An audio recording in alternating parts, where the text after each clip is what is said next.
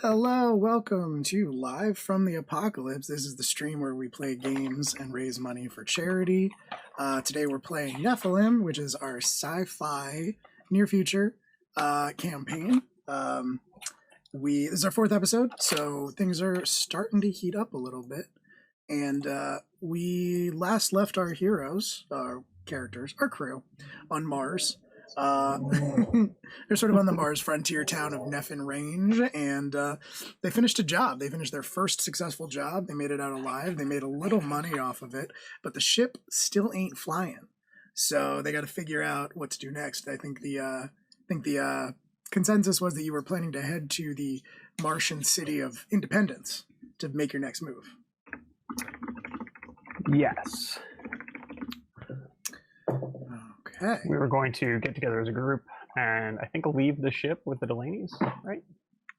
Believe that was the plan. Sorry, I don't know what happened, but apparently I was wrong about something. And I'm just making some quick adjustments to positioning. Cool. All right. So, so I think it's probably been a couple of days, just to sort of give a better recap. The last job that you pulled was helping one Rashawn Neville, a pretty well-off, self-admitted gangster from Earth originally, who had some connection to your captain, your, old captain. You helped him escape the ring gate that he had been stranded on for a little while, and in the process avoid some of his pursuers, who you discovered were Earth Coalition auditors, essentially like assassins and wetworks for the party of the Earth Coalition. And so you helped him get to Mars, but it was a rough journey. The ship took even further damage, and you didn't part on the best of terms. Well, whose fault is that? Right, exactly. But Nephilim Range is where Maeve comes from. So you spent a couple days with Maeve's family. You've been here relaxing, I imagine, and just kind of catching your breath because it was going to be a little while before the next transport rolled through. And I think we'll probably pick up on the day that transport arrives. So you've had a couple days to cool your heels and acquire some of the things that you purchased from your payoff last time. Is there anything notable that y'all want to touch on that you picked up?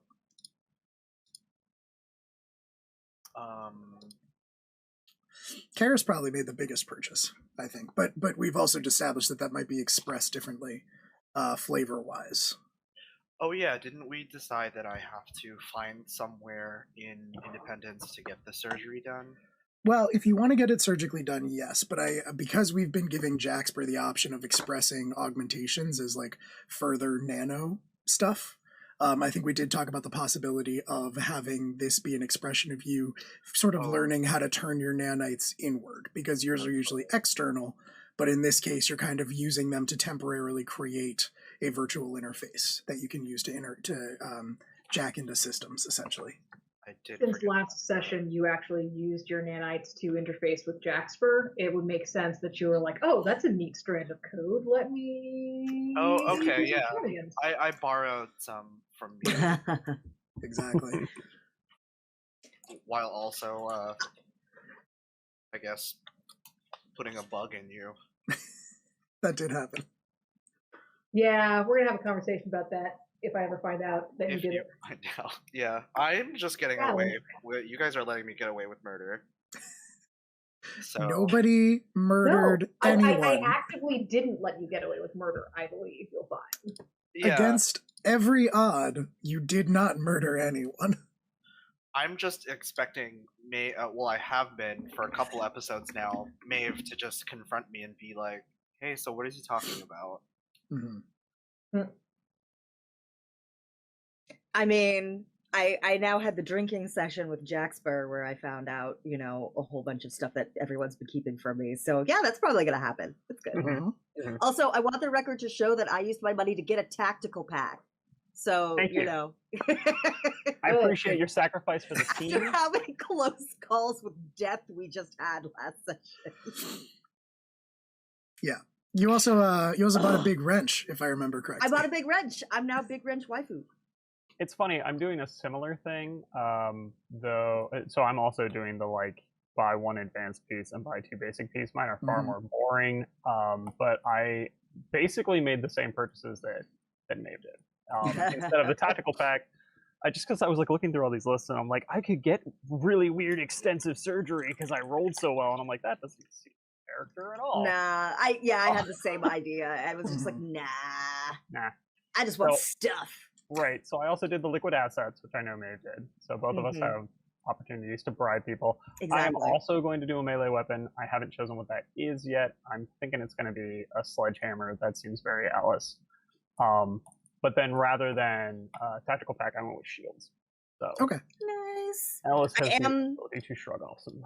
I have started a side project that Maeve is working on to try to upgrade the ship sensor array, so that we won't get surprised again. So Won't get fooled again. Or rather, we will only get surprised by things that are significantly bigger than we are. Which is like everything. It's fine. It's fine. It's a couple things. There's a couple things that are bigger than you. Okay, cool. So yeah, it's been a couple of days, and you've kind of been just cooling your heels here at Nephin Range. When Cass Delaney, lets you know that they have received word that a transport is going to be coming through. They would have referred to it as a crawler, and they said that one's going to be passing through on its way to Independence, according to the communications that they've received within the next day or so. So she would probably have like basically sat you all down to deliver this news. I know before when we last played, Ellis and Karis were kind of keeping their distance from the Delaneys, but I imagine that with sort of Neville not your problem anymore, they would have pulled you in a little more strongly. Yeah, I would say that's probably accurate. And so I think on this particular day, probably around about dinner time, she would mention, we got a communication today. It's going to be a crawler passing through. It's on its way to Independence, which I understand is what you're looking for. Wish it could be all good news. It's not? Right. Well, what? That's not good news? They don't come through all that often, so you're going to have to share this particular transport with Mr. Neville. Oh, got it. Ah. We're traveling with our friend Neville once again. Man's going to Independence, just like you. Well, we will do our best to avoid one another, I suspect. Not like you have a contract anymore. Right.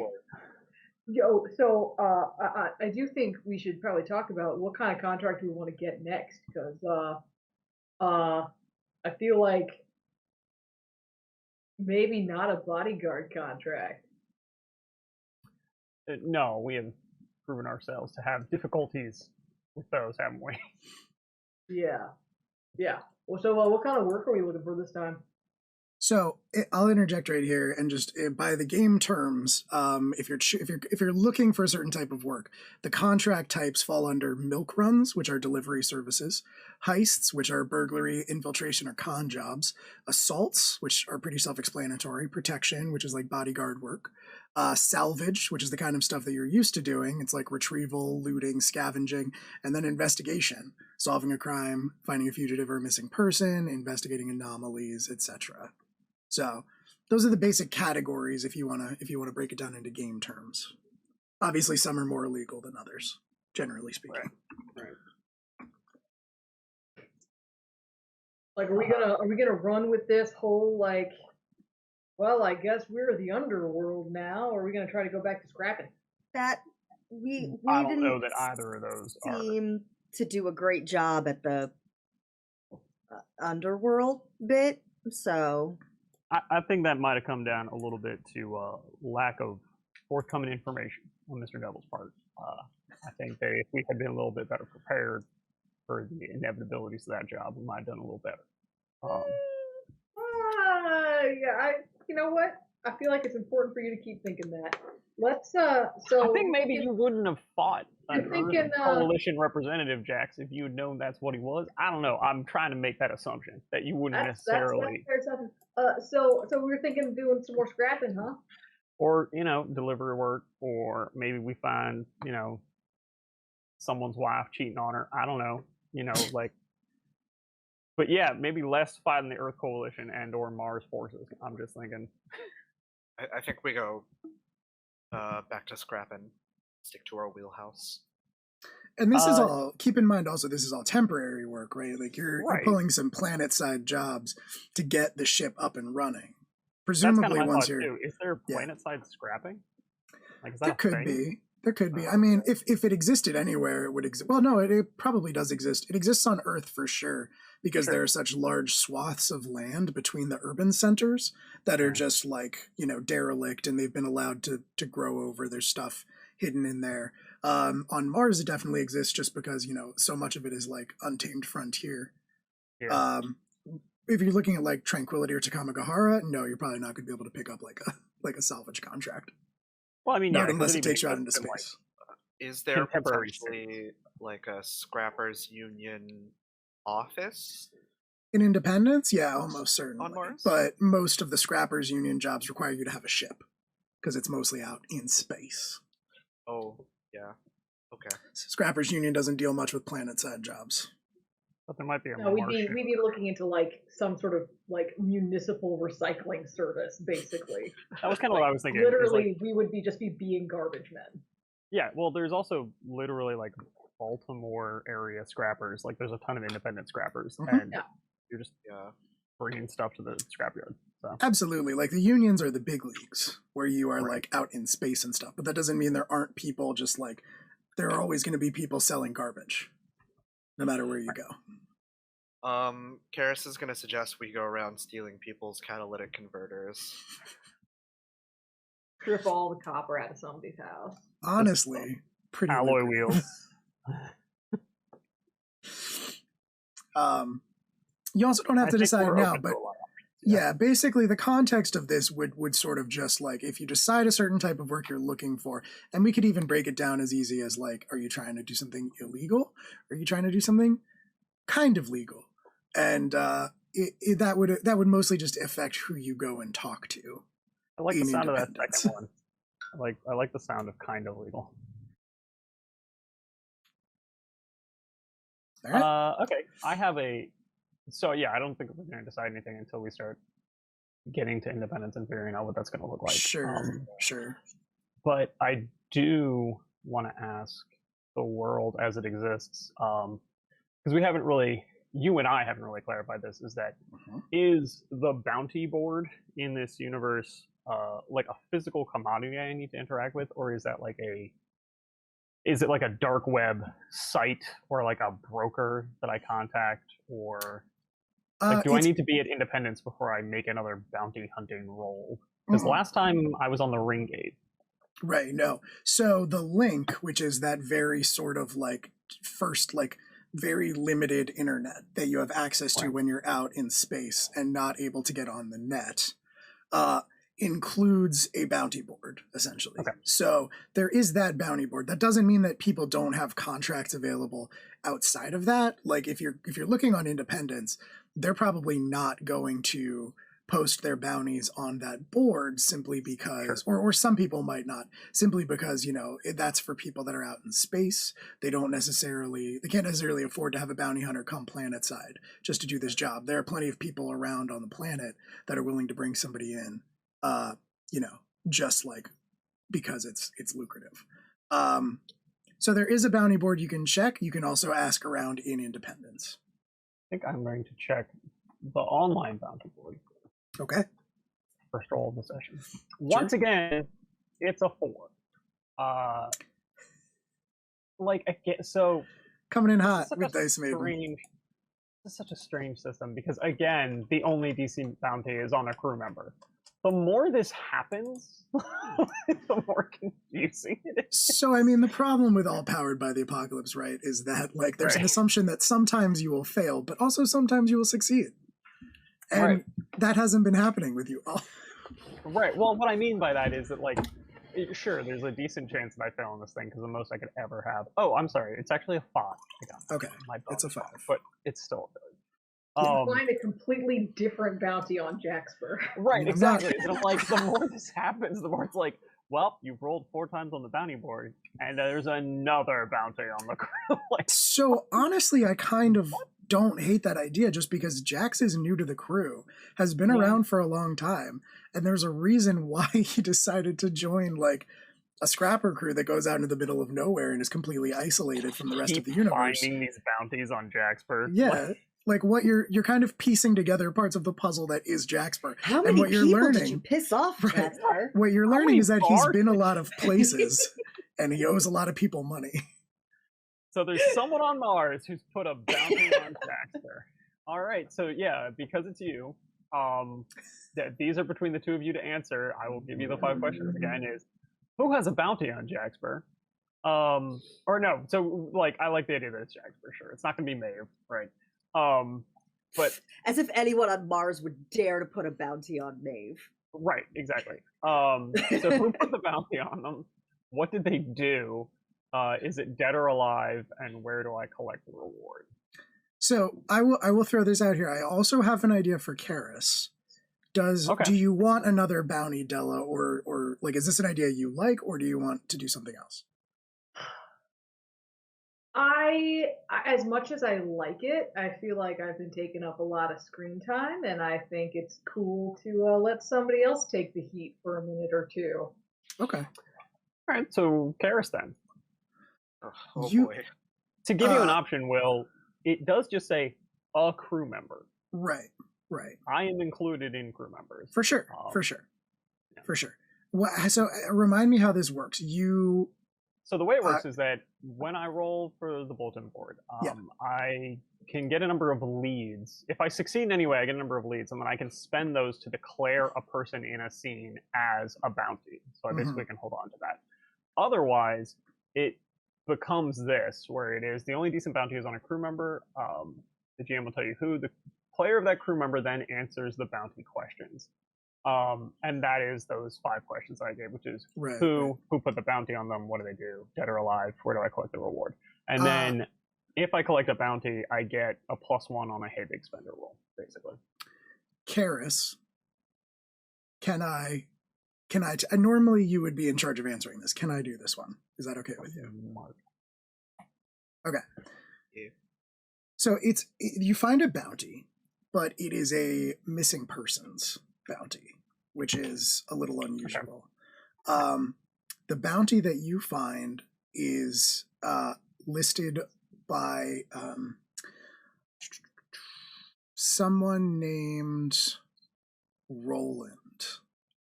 Roland is the last name. We're going to say the first name is, we'll say Donna Roland. And she has listed this bounty for Karis Mori. You see that name and it catches your attention because obviously you're traveling with Karis.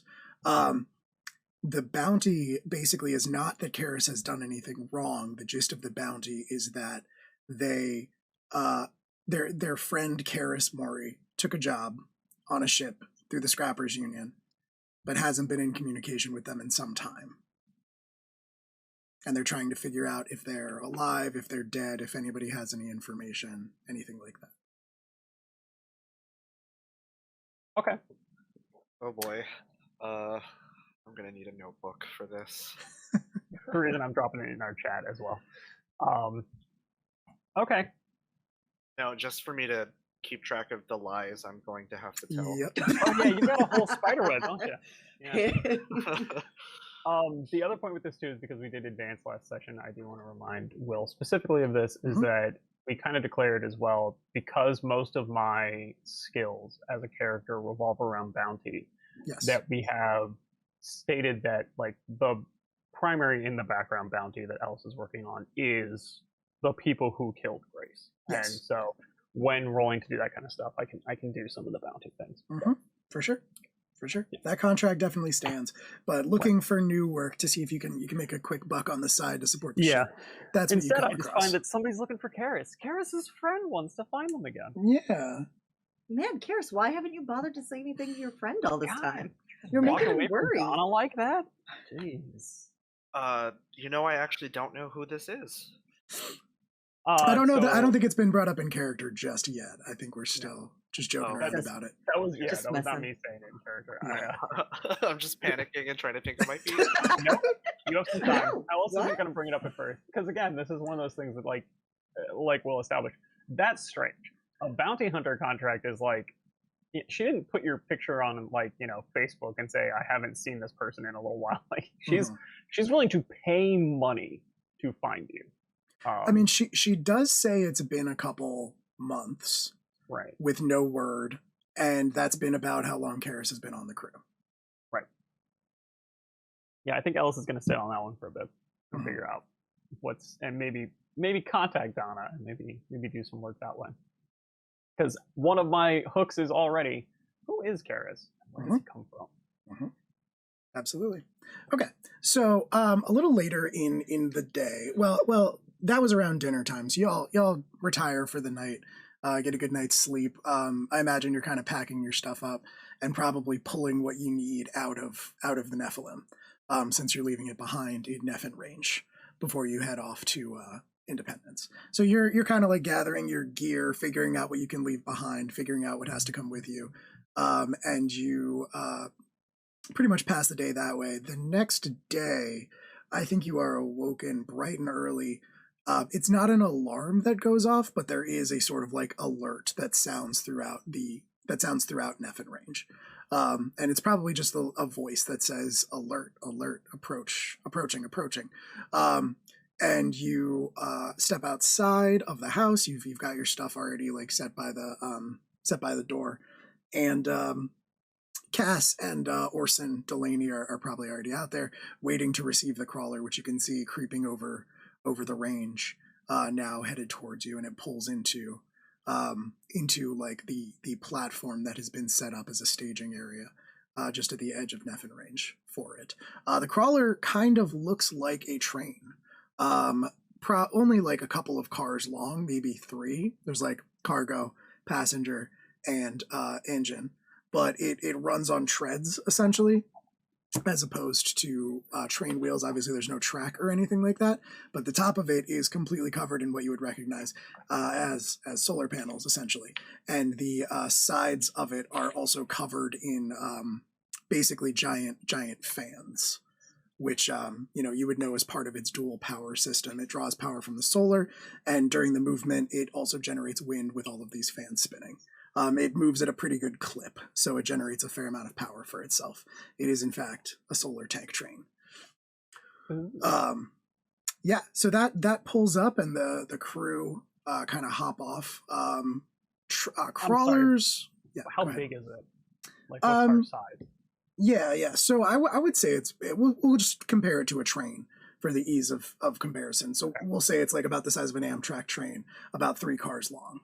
So it's like long, not super tall. We're not talking like Jawa moving castle thing. It's like, no, nothing like that. Yeah, no. Pretty strictly, like 1 car is for folk, 1 car is for goods, and the rest is for the crew and driving. Definitely not a Jawa sandcrawler, closer to like an Amtrak train. But yeah, the crew like hop off. These are independently operated vehicles. There's not like one company on Mars that contracts them out. They kind of just make their way around, trading goods. Settlements like this can contract them to bring things that they specifically need, and that's what's happening here. Obviously, they start unloading things, and the good folk of Nephin range set about picking it up. The doctors who saved Neville's life. They've got like a fresh shipment of like medical supplies and things that they immediately start going through, cataloging and hauling off back to the clinic. And aside from that, it's tools, equipment, things like that. But the crew, one of them approaches you all, and right before that happens, you are joined on this platform by your old friend Rashawn, who still kind of just has that bag with him, very little in the way of personal effects. He's definitely walking with the help of a cane, at this point on account of getting shot in the gut by Ellis He earned it. a couple days ago. But you know, he's clearly been stitched up well and taken care of. And he kind of just hobbles up onto the platform, winces a little bit as he takes that step up, and sees you all standing there, kind of takes a deep breath and hobbles over to you and sort of nods his head and says, well, it appears our paths will take us a little farther together. Mr. Neville. And Mr. then, yeah, Maldonado. We could also completely ignore one another. That's also an option. If that's cool with you, that was the option I was going to go with. That's Yeah. an acceptable proposal. I love that in character. Cheers, bud. Perhaps best for all of us. All right, yeah. So you are approached by one of the crew members, who's got like this long coat, sort of a scarf wrapped around their face, big goggles, and like a helmet on their head. And they pull as they come over to you and they drop whatever they were carrying. They pull the scarf down and lift the goggles up, and you can see the person underneath is a woman. She's probably about it's hard to tell it for sure, because she has, you know, like very weather beaten features. The eyes under the glasses are definitely paler than the skin around the rest of her face. Just obviously from wearing them and existing out here in Mars.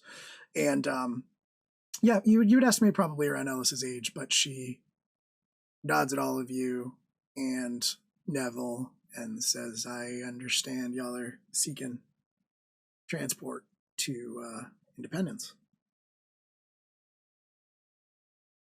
That's correct, yeah. Well, there's a fee, obviously, but Cass assured me that there would be no issues with that. And yeah, as long as you're willing to pay, I'm willing to get you there. It should be a fairly quick journey at the clip that we move, but you know, still gonna run us a spot of time. Hard to predict now without knowing how the weather's gonna shake out. If you don't mind my asking, problems, or is there a storm or something we should be worried about? Never can tell on this planet. Hmm. You know, between its natural weather patterns, which are unpredictable to say the least, and the ongoing effect of the terraforming, it's hard to account for everything. But she'll keep you safe, and she reaches up and sort of like pats the metal side of the crawler. Is it all rusty? I feel like it's all rusty. It's not rusty, but it is like weather beaten. It's very worn and like buffed down, very matte as a result of just, you know, constantly being sandblasted, essentially. Yeah. Listen, I didn't put that gift there for you to attack me. I did. That's the only reason it exists. That's exactly what you did. That's exactly what you did. That's what it's there for. We know. Well, Yeah. I don't care. I think it's neat. Go for it. Go for it. I just had to. No, I understand. Sometimes I'm compelled. No, I get it. But yeah, we got money. We'll pay the lady and The shade of it all. I did put that there. I did literally put this. I literally did do this to me. You did. So yeah, you pay up, transfer her the units, and she, you know, throws open the door. It is like a two-way hatch where half of it folds up, the other half folds down, and that the part that folds down is like a little staircase to give you like a step up into the passenger car. Pretty clear this is not a transportation, a means of transportation that is designed with comfort for passengers in mind. There are technically there are seats, but they are bolted to the wall almost like in a military vehicle where you are facing each other. There are straps that, you know, X across your chests to keep you planted, and kind of makes you wonder, like, how bad does this weather get that this is the way that this is set up? 4-point harnesses all the way along. Right, exactly. You don't know what the conditions for like the crew are up there, and really you've only seen like the person you spoke to and then 2 others who were basically just, unloading things and loading things. I assume you're all electing to basically keep your gear with you, rather than put it in the cargo car. Yeah, I think Karis is probably like visibly like overpacked, has like a really big duffel bag and another like really big carry-on. Taking up 2 seats. Is there on the seats with the straps? Is there like a is there like place where we can put stuff so it doesn't end up rattling around? Like, is there like those like mesh? Yeah, like the netting, the mesh netting. Yeah, and then also probably underneath, right? Like it's probably like airplane seats where it's just like an L bracketed to the wall. Yeah, I mean, it's very, like, if you want to stow stuff, there's plenty of places to stow stuff, but yeah, there is like that mesh netting hanging from the ceiling where you can like throw your luggage. Yeah. I think Jaxper will is just clearly extremely comfortable with all of this and just like goes, sits down, buckles in, gets up briefly to help Maeve reach something, and this is obviously his environment. Obviously. Would this be the first time that Maeve or Alice has ridden one of these? Because both of us have been to Mars before. Maeve grew up here. Yeah, I definitely don't think it's the first time Maeve's been on one, because I'm sure your parents took you to Independence or some of the other settlements once or twice. I don't know about Ellis though. That's your call, because I don't think we didn't really establish this, but I don't know if you'd spent much time on Mars before you joined the Nephilim. Probably not, but I think like it's similar. Of like, I'm not inexperienced with driving around on a train that's more meant to carry rock than people. For sure. Yeah. Not wrong. Okay, yeah. And then Neville sort of hobbles on as well and like kind of has a hard time getting his bag up into the netting, but I don't imagine Jaxper would help him put his I mean, are you Jaxper, trying to make us feel for him? I think if Jaxper didn't like move to help Neville at first, I think Maeve would elbow Jaxper and be like, fucking fine. Ellis shot the man. The least you can do is help him put his bags up there. I didn't shoot him. Yeah, I know. I said Ellis shot him. We're not going to have Ellis help him with his bags. That makes sense. God damn I'm it. mad about it. Yeah, he like accepts your help. He thanks you and sort of like pulls out a kerchief and wipes at his brow. He's sweating. He's overdressed for the climate, first of all, and also very clearly in pain. Jax has been nothing but nice to this man. You don't want to put that jacket up in there. It's not going to get. It's not going to get cooler when we get moving and the heat from the wheels starts coming up in the cabin. Yes, I think perhaps you are right, and he does strip off his jacket, and stow that with his bag. I really wanted to trip him. It wouldn't even be hard at this point. Listen, why are y'all bullying this? Why are y'all bullying this man at this point? Rashawn Neville got you killed. Rashawn Neville did nothing wrong. Oh yeah. No. What? Hold on. Wait. Please. Because he Look, definitely tried to. even Maeve is not willing to go that far. We're Neville apologists on this channel. What can I say? Rashawn Neville turned around and found out. I mean, Karis is probably still like wary of him because he knows about me. So that is true. Still wants to shoot him. Man, why'd you take Didn't you away shoot that him dumb enough? GM screen repay Like- that you could do with drugs? honestly, until you said that you wanted to help him up with the bags, I was actually going to trip him, help him up, and then secretly apply poison to his skin. Well, with your luck, you would have failed that and you would have died from falling, so. He would have died immediately. Yeah, nice mate. You would have applied poison to his skin and just killed him on the spot. Because I was so gonna try to help him up and be like, "Oh, I'm The so party is sorry." very split on our feelings. I know. towards It's like, Neville. okay, so yes, he threw us in the way of like Earth Coalition forces, and he like threatened to blackmail us to make sure we kept protecting him. Uh-huh. So like, I can understand why we don't like him, but at the same Those are time, enough. you already shot him. I don't think that's even. So, Rashawn Neville puts his bag up with the help of Jaxper. He sits down alive and straps himself into the chair. For now. And For kind of just like leans back against the seat and closes his eyes, very intent on honoring this agreement of ignoring each other. Yeah, Ellis is the same. As long as I'm not forced to, he might as well not be on the train. And after probably 30 minutes or so of sitting there, the crawler rather comes to life, and it starts up with kind of a roar. It is very loud, kind of akin to sitting at the back of the plane.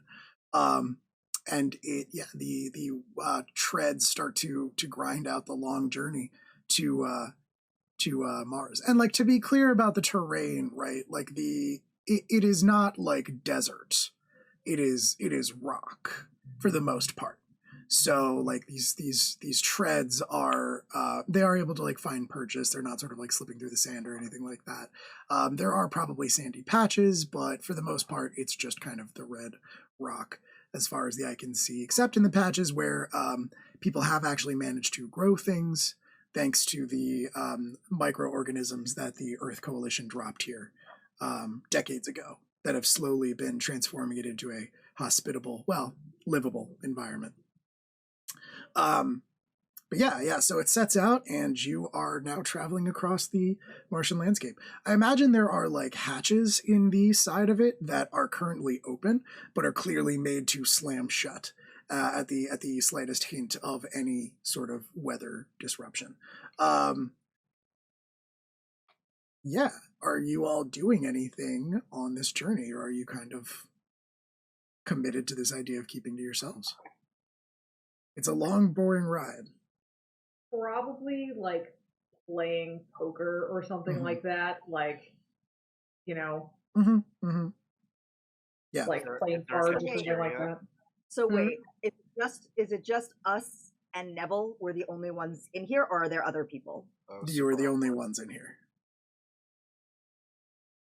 Nobody else from Nephin Range was headed for independence on this I particular mean, transport. to me that seems like a great time because we're all strapped in and no one can leave, and there can't be any mechanical problems that Maeve has to run off to.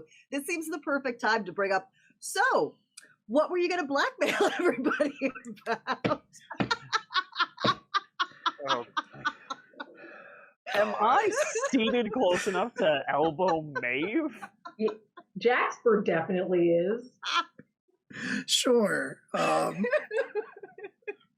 Is Maeve her full name, or is it short for like Mavery Aubrey Delaney? Yeah. I like the There name needs to be Mavery, more actually. There needs to be more syllables for you to express your Exactly. seething rage at Maeve right now. Can I? Or Ellis doesn't actually know and just makes them Oh up yeah, like 100% Mavery Aubrey Delaney. Maeve, That's my name. Maeve, dumbass Delaney. You shut up right now. God damn it! I'm trying to get this sand train to station.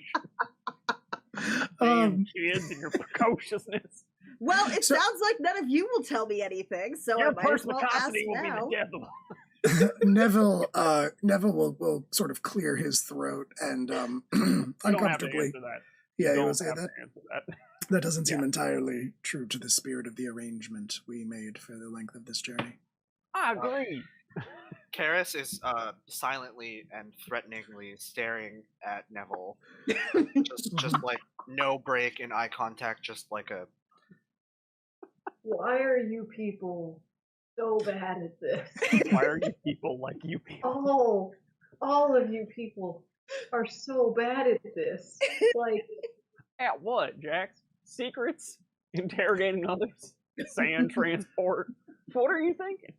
Sure. All of the above, man. Take your pick. Take your pick. Just, it's okay. Okay. Are we gonna just play poker? We could just play poker. It would be much easier if we would just fucking play poker for the next 6 hours. Suffice it to say, I think it would be in my best interests to just had fucking fun. keep my rip mouth it, shut. rip it, baby. Andy, thanks for the Slump that donation. down, dude. Oh, Yeah, dude. yeah. Crack Thanks, one for the Andy. big boy. Thanks, Andy. Yes, I I think concur. perhaps. I also am not going to play poker with Neville. The last time this subject was breached, I was shot in the gut, and so I know, think- but we're strapped in now. No one has their weapons. That's why I figured now's the time to ask. No one has their weapons, and Ellis literally holds up his handgun like, All three of them just pull out pieces. Not sure I'll you call anyone understand. telling me I was not to be armed. Neville points at Karis's shotgun and says, "As a matter of fact, that one belongs to me technically, but I'm not going to push that issue." I don't see your name on it. Actually, if you flip it over, just on the stock there, On the bottom of the barrel, it has a It's scratched out. yeah, it says, or there's a screwdriver. right. It says, "With love, Rashawn Neville's wife and son." It's an heirloom shotgun. It was a Christmas shotgun, as is tradition. Anyway, So I guess I'm not going to get to find out what everyone's getting blackmailed for. Okay, fine. No. No. Your No. interrogation skills could use a bit of refinement, maybe. shining my professional perspective on this. If you find out what someone is threatening blackmail for, they're usually not very good at it. Yeah. And no.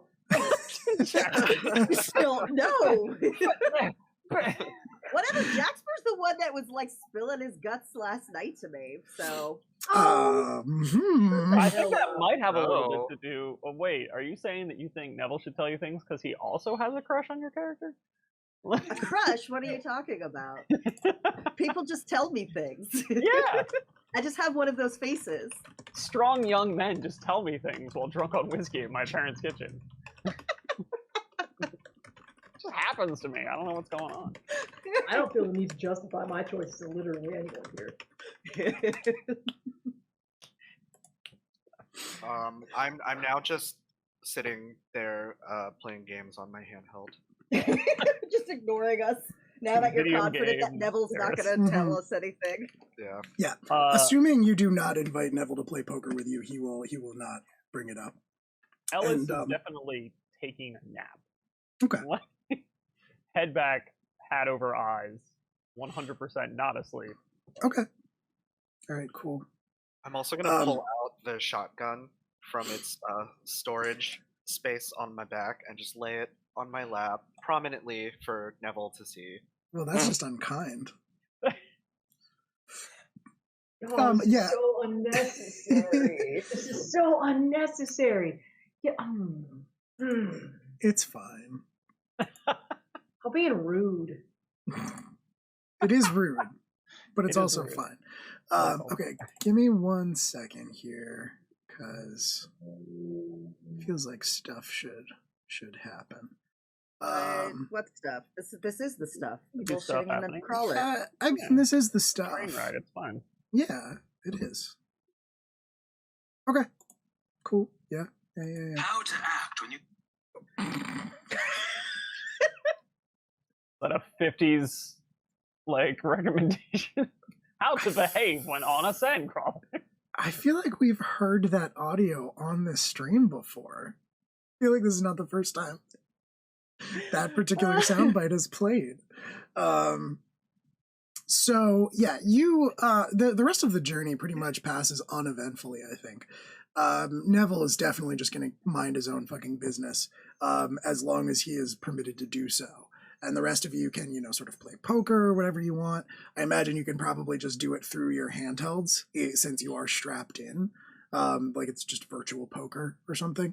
Yeah, it's boring, but it at least is uneventful, and you're pretty sure that in this circumstance, uneventful is good. Who do we think is the best poker player out of all of us? That's a good question. It's Karis. I would agree it's Karis, but I would also agree that Karis makes it not be Karis. I feel like it's either between me or Ellis. But Yeah. like, I think you're actually better than Ellis is, but you let everyone else think that Ellis is Right. better. You're throwing games. Okay, Right. All right. Yeah. I think we can all definitively say that Maeve is the worst, though. Yes. Probably. Yeah. Yeah. Just like Probably. does not know how to bluff at all. Doesn't quite understand the concept of betting. I have good cards. I'm all in. I think that's valid.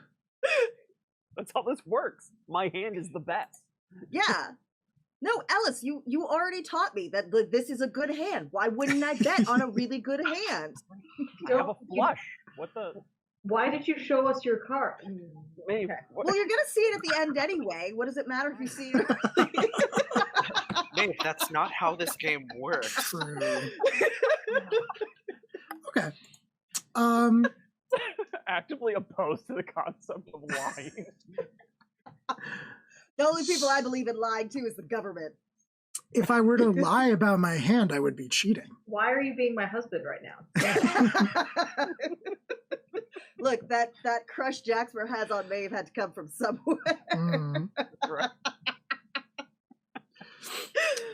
So you're headed to Independence, and we haven't really established, like, we know Karis hasn't been out to Mars before. Ellis has. Maeve grew up here. Jaxper, have you been to Mars? No, never been to Mars? Okay, cool. So I would think then probably what would make the most sense for Independence itself would be for Maeve to roll share expertise. Cool. Less calculating. Cool. That sounds like a good plan. Calculate your expertise.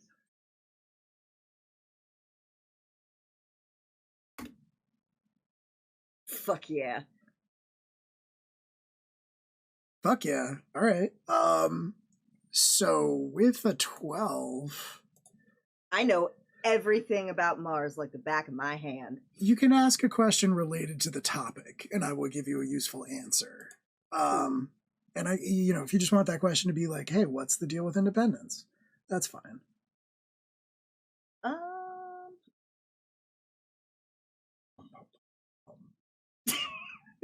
Why are you mocking my absent-minded? Because I have ADHD and I mimic noises when people make them. All right. I'm just looking for if there's like suggested There, questions. with share expertise, there is not. It is the open-ended move where you can pretty much ask whatever you want. But like I said, if you just want to do like, hey, what's the deal with independence? Why is it the biggest city on Mars? That kind of thing.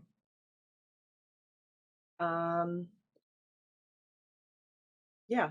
If the Okay. GM was going to monologue about independence right now, what information would he choose to include? Sure, that's it's kind of a Jeopardy style, Lit across that table. kind of a Jeopardy style question. But all right, I would just like to point out that there is the option in share expertise that I could just say, I don't know, Maeve, what is the deal with independence? But I'm not going to do that.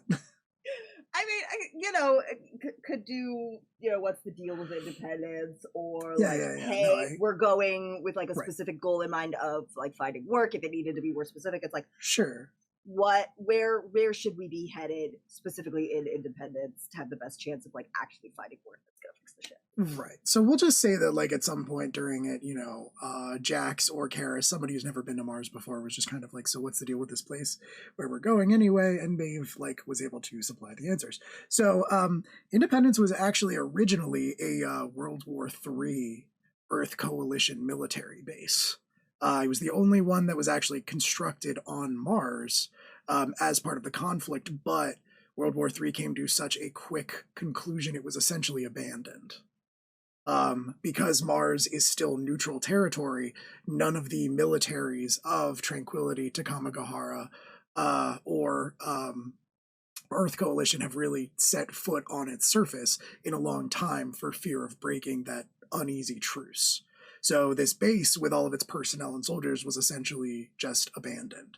And as such, they started to build out, add to it, and it became, because of its existing infrastructure, the first and largest settlement on the planet of Mars. So yeah, it's really kind of the only place with any city-like infrastructure on the planet right now, specifically because the Earth Coalition built it.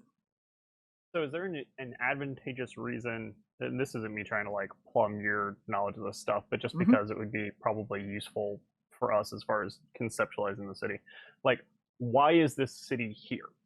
Like, you know, normally when you're putting down like a big military base, there's like a reason for that, or like it has easy access to water, or it has like fuel nearby. Like, is there a reason that people then moved in to take it over? Like, well, kind of all of the above. Like, it was because Mars was actively being terraformed, it wasn't so much that they built it where there was useful stuff, it was that they put useful stuff where they built the base. So the location wasn't really a huge deal, except that it was like strategically advantageous as a staging position for, you know, the war. It's probably like close to the equator and also near a terraforming facility. And yeah. et cetera. That sounds good. I mean, the terraforming of Mars is more or less autonomous because it's the aforementioned microorganisms. But to answer the other question, people moved here just because it was the only place that had like amenities. And because of that, it was able to expand and grow beyond what it was originally and become a city instead of just a base. Yeah, had a solid foundation, big old airport. Exactly. It had buildings, it had spaceports, it had docks, you know, et cetera, et cetera. Which had all their like bits stripped out of them, but the building was still around. Yeah. Gotcha. Yep. So yeah, that's the deal with independence, roughly. And it is in some ways more civilized, quote unquote, than Nephin Range, but in other ways, like there's far less authority invested just because it is larger, and there isn't a like Castellani to basically say, this is my place, you can be here, but if you break the rules, you cannot be here anymore. So it doesn't have a government? It doesn't have like a governor or a city council or anything? It has like a loose structured government, but like with most things on Mars, it doesn't answer to a higher authority. So sure, it's just like a council of powerful folk. Essentially, not a council strictly, but a structure of folk, essentially, with like one person in charge. Maeve, I don't think, knows like, you know, much about the guy who is technically in charge of independence. Maybe I did back in the day, but like, you know, stuff yeah. shifts in the time that I've been off the planet. Yeah, hard. It was for a you to middle say. school history lesson. Back in the day, isn't Maeve like 19? Back in the day, for a 19-year-old is like the age of 17. Maeve is like 22, I think. Yeah, she's like 21, 22, and we established she like left Mars at 16. So Right. she might have been told stuff about like who ran independence by her parents. Yeah. I was gonna say she When heard her she mom visited, complaining about some but, asshole. You know, she hasn't been bothering to keep track of like politics on Mars since she left, pretty much. Exactly. Why would she? Yeah, not something you ask your parents, like, oh, who won the latest election, Ma? Like, fucking. Is it an election, or is it more like just the power players sort of institute their own? It's that one. Like the same sort of way that Castellani is like, I am the self-appointed person in charge here, but in Independence, it's more of like a coalition of like, these are just the people who sort of carved out the most for themselves, and therefore they have the most authority within the city to say that's not how that's going to go down. It's Who catches largely the least bullets. right. It's largely that. You do know that essentially the like authority structure of Independence is the like military personnel who were left behind. Military personnel stayed behind from like Earth Coalition? Yeah, they were this base was essentially abandoned because like the war ended when the Takamagahara platform was blown up, and then the Earth Coalition basically like left Mars space and left them there, basically like disavowed any knowledge of them and was just like, okay, yeah, we don't have a presence on Mars. That's not our That's not our base. Oh, so then they didn't take any of the military shit that was there. They literally just like... Yeah. Ooh. That is very different than what I was interpreting. Okay. Oh, okay. Sorry. Yeah, I thought I'm sorry if I didn't make that clear, like, but yeah, they no. left all these structures and like abandoned it, and then other people moved in. No.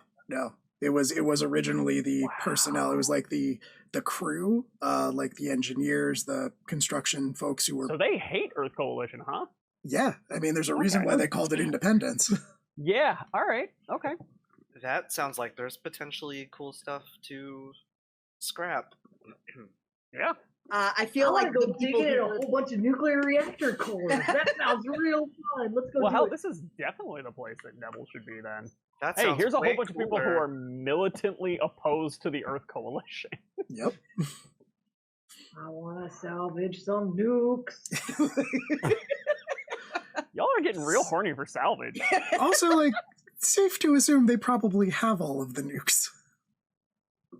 So by salvage, it? Jackson Is it? steal. You know, sometimes, you know, if the Earth just went ahead and decided, yeah, fuck it, we're just gonna leave, and they left all their cool stuff behind, who knows? Who knows what random things are here?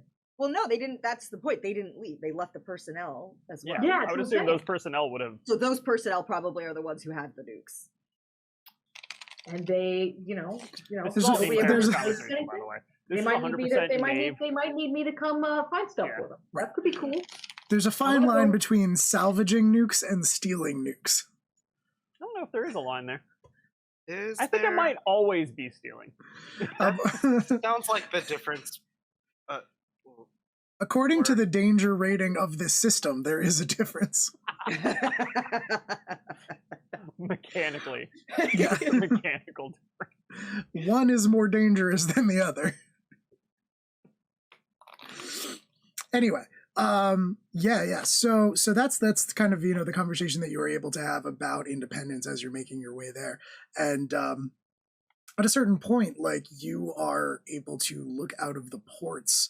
I think Neville probably spots it first. He's sort of like sitting, looking at, it's probably how he's passing most of his time, to be honest, just watching the Martian landscape roll by, which you all know is painfully boring, but to his mind, probably far superior to, like, having to interact and acknowledge you all. And yeah, you see that Martian, he's watching that Martian landscape roll by, and at a certain point he lets out a breath and says, finally. Is someone shuffling cards? think that's- No, I was manipulating a book. I was hoping it wouldn't okay. be out. Excuse me. You're good. I'm also fidgeting the way you are. I will mute myself while I do so. It's all good. I cannot help but fidget. I can't either, and I was playing with a coin, and I've dropped it twice, and thankfully neither times has it hit like a hard surface, because that's very loud. It's okay. I can't mute because I'm running this game and I drop stuff all the time, as I'm sure you've noticed. We're in the same boat. yeah. So Same yeah, hat. he at a certain point he lets out a deep breath and says, oh, finally. And you are able to look out the ports, and you kind of see in the distance you see Independence visible across the landscape. For a very long distance, it is one of the only places you can see. However, it is not built tall. It is built sort of out, like they did not want any particularly, like, there are no skyscrapers or anything like that. When it gets described as a city, you are coming to realize, if this is the first time you've seen it, that refers to, like, the population density and the distance it covers, but it definitely lacks any of the sort of upward building features that you would associate with cities and metropolises and things like that. Especially coming from your respective planets and places. So yeah, it does not appear to be much more than a collection of buildings, very plain looking ones that roughly match the terrain of Mars itself.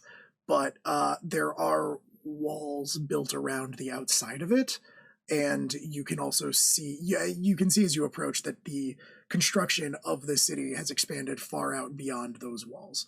Obviously, where the existing base was, the walls exist to differentiate construction that happened after the Earth Coalition pulled out and abandoned this place. But there is that core center that still has the wall up around it. Spaceports or spaceport? Like, are there spires for like large scale ships and stuff? Not Or those- spires. Yeah, definitely not spires. But Okay. Maeve would probably know if you were to ask this question out loud. Maeve would probably be able to. Maeve would probably be able to let you all know that the ports as they exist here are actually sunken. So it's that was going to be my other question. Is it not tall because it's deep as well? Like, do things have multiple basements and like go into the planet? Yeah, definitely. But it's essentially essentially the spaceports where you all would have landed your ship if you had come straight here are basically just like carved out into the ground. So you land your ship in a like hole, essentially. Yeah, crater, and leave it there. But you the crawler pulls into the Martian into Greyhound Independence. Yeah, well, so it's not a Martian Greyhound station, but there is a set route that there are crawlers waiting in line, essentially. Kind of like a plane coming in for a landing, but yeah, it's basically just a long line of crawlers. Some of them have more cars than yours does. You don't really see any that have less than 3. But yeah, the crawler basically pulls into its place in that line, and the door that separates the front car from the passenger car that you all are in slides open, and that person with the goggles and the scarf pulled up leans her head back in and says, "All right, we're in the intake line. We have to declare everything we're bringing in, but y'all aren't transporting nothing, so I mean, you're welcome to wait if you want, but you can also just hop off." Sounds good to me. All right. Yeah, I'm ready to disembark. Hey, you know where some folks can find some work around here? She stops and thinks for a second, and she sizes you all up, and she says, guess that depends on what kind of work you're looking for. Answer's yes either way, but you're going to want to talk to different people for different things. I notice you're pretty well armed. Got to protect oneself on a harsh Martian landscape, you know? Sure. I mean, any work that pays, like, you need help unloading cargo. I'll unload cargo for money. I'm not trying to get myself into trouble. We sort ourselves out. Appreciate the offer. But yeah, I mean, I also think we're looking for a next scale up from that, right? Because we're looking for like ship fixing money. Yeah. right. Yes. Yeah. So that would be looking... probably what I would indicate. Like, we haven't really talked about inflation levels or how much money that is because it's all boring. But like, I think that would be what would be expressed is like, yeah, we're looking to make 50,000 or whatever. Like, we're not too picky on how. Like, wow. All right. Not a lot of places around here you can get that kind of scratch, but engine ain't cheap. Yeah. Tell me about it. I was gonna say, as I'm sure you're aware, it Yep. slaps the side of the fucking. She's like, "Don't hit my ship." But oh my god, dance it, Jesus. yeah. In detail, what is wrong with you? Yeah. Check.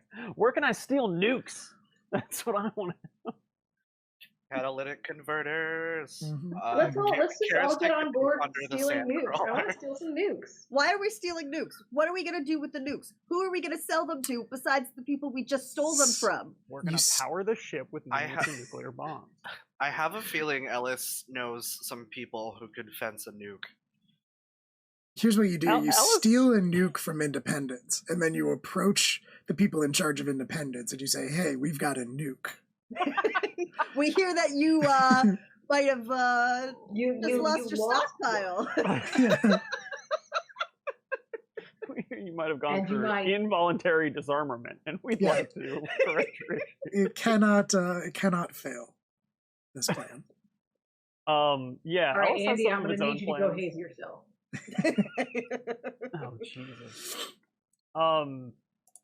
Yeah, if she has any like suggestions of like anything obvious of, hey, you should go talk to this person. I mean, if you're looking to get paid big, you could check out the Pleasure District. My guess is you might find some people looking for shady folks. Shady folks looking for shadier folks to hire for shady deals, but it'll pay. That's not a lot of actual information about what kind of work that would end up being. Look, if I could point you in the direction of somebody who could pay you the kind of money you're looking for, I'd do the job myself. Are you sure you'd want to do that kind of job? So far, we've established it may or may not involve stealing nuclear weapons. This is Mars. We all do what we have to do. I'm not against stealing nukes. Trains need fuel. Anyway,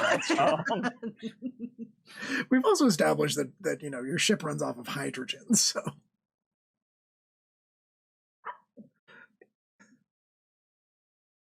It's fine. I think Dello was about to hit up some bad science. Nah. I mean, I was going to say... drugs. I don't have enough drugs to hit up bad science. I spent all my drugs. I have such a huge stockpile of drugs. I don't ever spend them. Anyway, so yeah, Pleasure District. That's... Man, they don't mince words, huh? Unless by pleasure they mean, like, grocery stores and good restaurants. I mean, what brings you pleasure? They rarely do, though. When someone names a district a Pleasure District. I really... Nope. No, go ahead. Nah. No. I mean, no reason not to call it what it is here. Yeah, that's fair. Clean water, good spas. I'm into the Pleasure District. What, Tayo or Karis? Both? Yes. Fair. Yes. All right. Yes. Fair enough. So off the train, actually, Ellis is first, because apparently no one has thought of it, and Ellis is like, I do know how these things work. Ellis's first thought is, I want to, and I have been to Independence before, so maybe I have a good idea of what a good spot for this is we need a flop house. So I'm going to burn a liquid assets, if that seems efficient for that. And I want to find us a place to stay for, a decent spit. Sure. Now, generally speaking, with your accommodations, you can procure accommodations with the money that you're assumed to have. You wouldn't normally need to use liquid assets, I don't think. Yeah, is there would there be an advantage to spending a liquid asset for that? Like, could I get something that's maybe? Yeah, I mean, you could get something where your names are not recorded.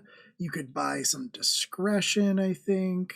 I think that would be the idea, is that I want some level of space and some level of discretion. Is that I'm not looking for a capsule motel, right? I'm looking for we've got a few rooms and maybe a small kitchen and a bathroom in the unit. Sure. And also no one's going to ask too many fucking questions about who we are when we're coming in, et cetera, et cetera. Okay. Absolutely.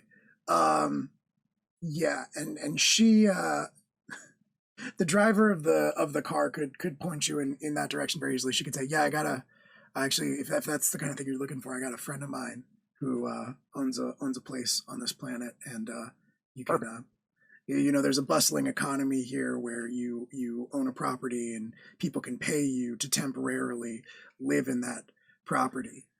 Oh, so your friend's a leech. Got it.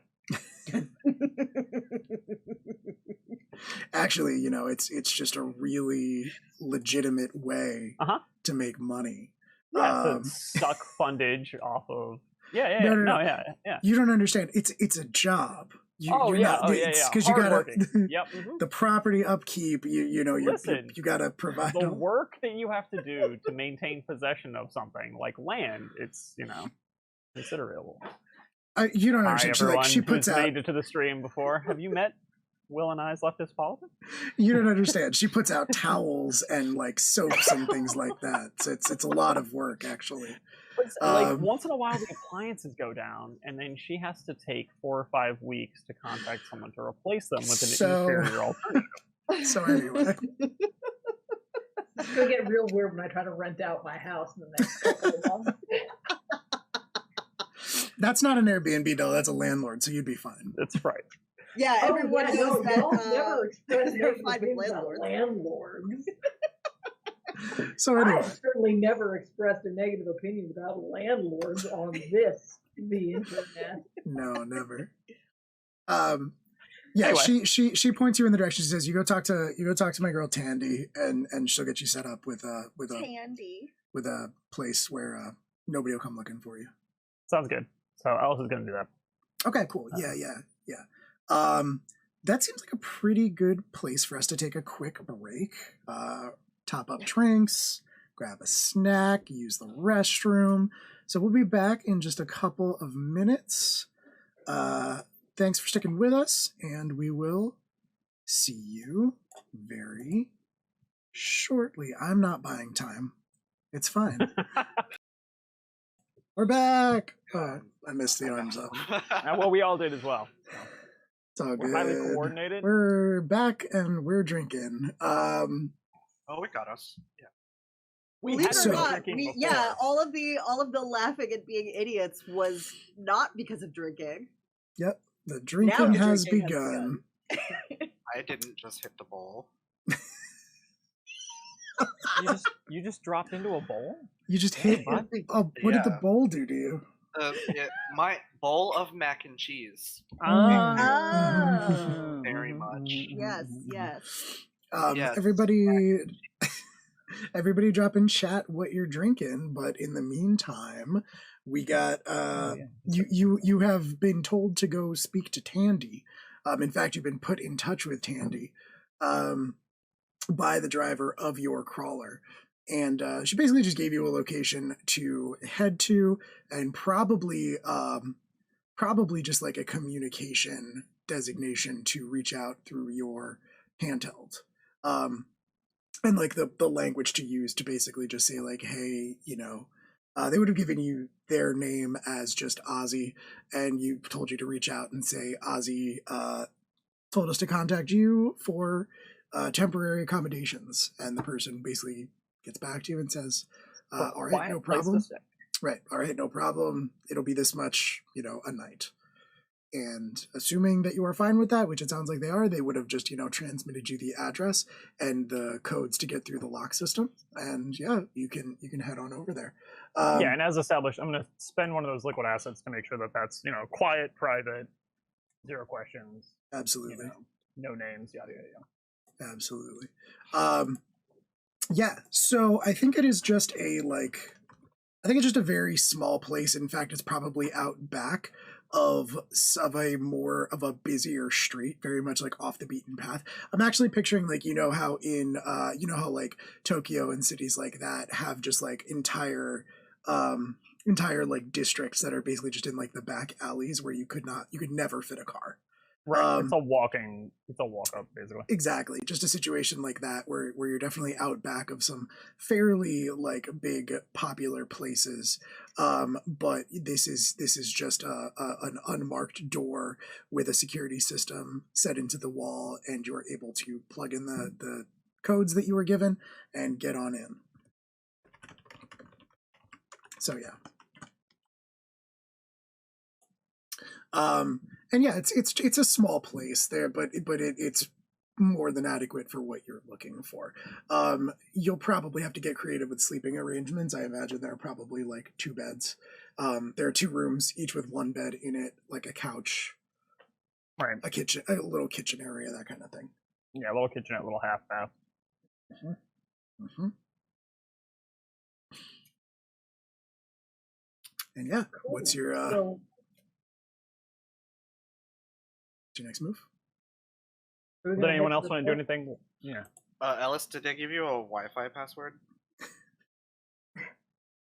No, you have to Yes. use the free Panera Wi-Fi that's around the corner. But it's okay. You only have to buy a coffee like every 3 days before they reset the password. Listen, But I'm their about to. connections are always so spotty. I'm about to break the immersion of this world enough with your contact. So just let's move on. You have access to the internet. You don't want space Panera? I don't want real Panera. You're right. Much- This far in the future, the only thing that will survive will be Subway. Yeah. That's fair. Yeah. Fast Lose casual money is every year for 10. Okay, money. this is now no longer a future worth playing in. The only thing this is terrible for yourself. Lose money every year Shutting for it 10 down. years and still Shutting it open down. more restaurants on a yearly basis. How do fast you do it? I casual don't is know. long dead. It's probably drugs. Well, Well, how about let's, instead of Space Panera, it's Space Avant Pan? There are no chains in Independence, Mars. Spawn on Pan? Yeah, everybody knows it's all food trucks on Mars. Yeah! Mm-hmm. It's independent flying The noodle future fun. liberals want. Garrett also wants to find the online bounty board. Ooh, interesting. Okay. I don't know that you mechanically have access to it. I can hack into it, maybe. So I mean, it's available to everyone. You're not as good at it as Ellis is for sure. Yeah. What are you looking for? That's interesting because I have a move I want to do as well while he does that. Okay. All right. But I wanted to give everyone else access. More jobs. Okay. All right. Fair. So are you looking for a bounty, essentially? Okay, well, how about less of a bounty board and more of like Okay. a community board? I see. Sure. I think that's gonna be a roll.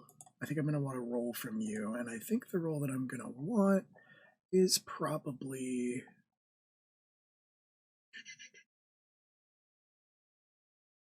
Yeah, I don't really know what this would fall under. Maybe scope it out, but that's not really. Yeah, I could do scope it out because one of the questions is who or what here could be a useful opportunity. Why don't you roll plus calculating for me? Okay.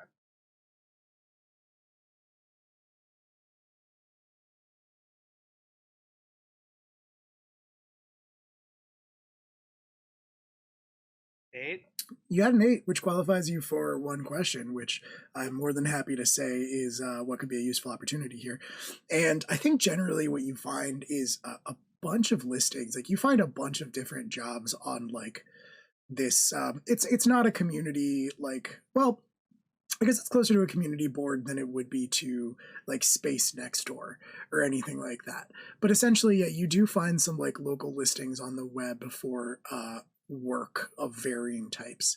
Some of it is non-specific, but it all offers pretty decent pay, and it says, if interested, contact Gus at the Parrot Head.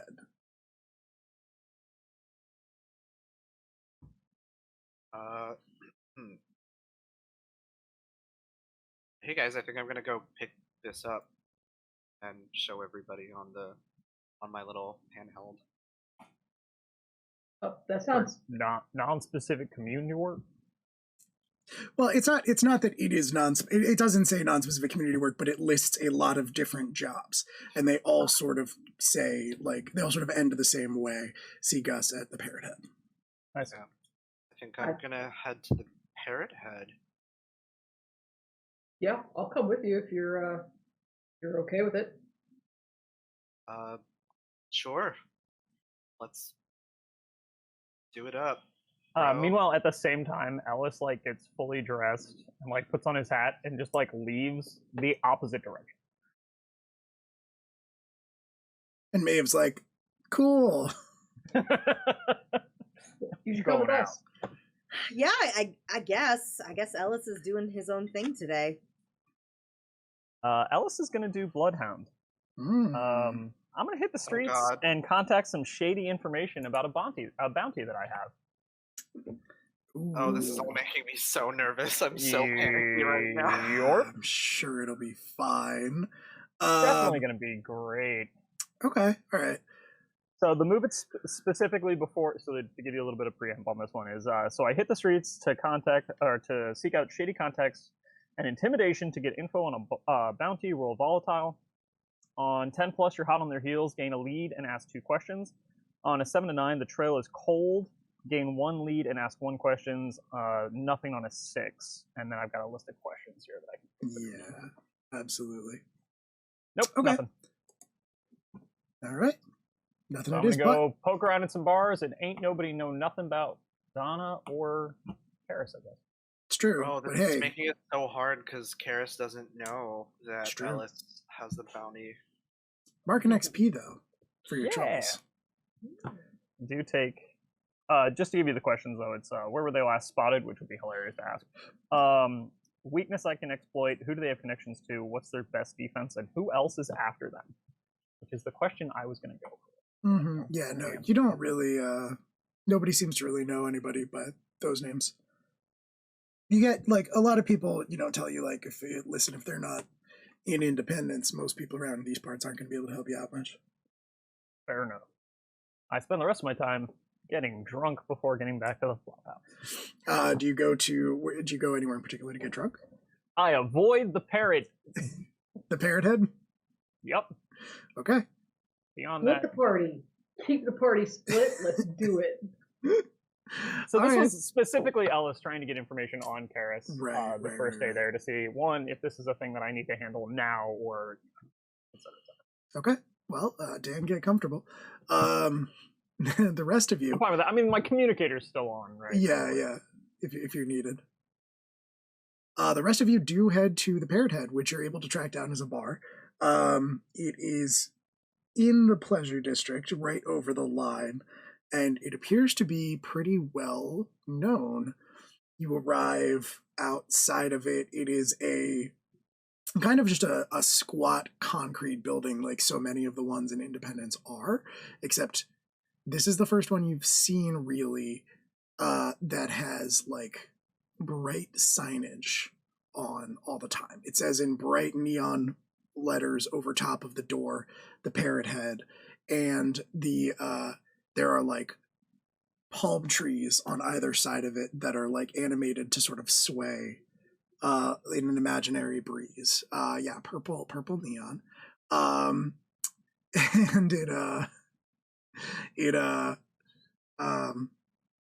yeah, that's like most of what is on the outside. There's a couple windows that have bars over it, which is pretty normal for around here.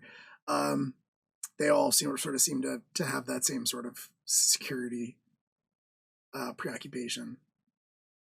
And going inside of this establishment kind of matches the vibe of the outside that you got. There again, inside it is much more lively. There is this clear decorating theme of like tropical stuff, right? Like there are people all around wearing. Actually, there aren't that many like staff people here, but there are like tables that appear to be sort of made out of like ship steering wheels and more of the like gaudy neon on the side. There is like one wall that is just sort of displaying the image of a beach with like waves lapping up on shore and sand, so on and so forth. The like electronic signs behind the bar that display the drink specials and things like that. You can see that there are a lot of like fruity drinks, a lot of tropical drinks. There are a couple people sitting around here already drinking, but it is clear they're very like, you'd expect to see this type of clientele in a much seedier establishment, not one that is quite this gaudy. There is like strange old classical music playing and a like big sign right up behind the bar. Two of them actually that are flanking each other. One of them says it's 5 o'clock somewhere. The other one says cheeseburger in paradise. And there is a man behind the bar, this big sort of burly man in a Hawaiian shirt that is like his arms are basically busting out of it at the sleeves. He's wearing like a lei. His very clearly just a big, very capable soldier type. It looks like his arms are kind of covered in tattoos, and he has some pretty like noticeable scarification on his face. I don't know that any of you are familiar with the classical Earth stylings of one Mr. Jimmy Buffett, but it appears to be all this bar plays.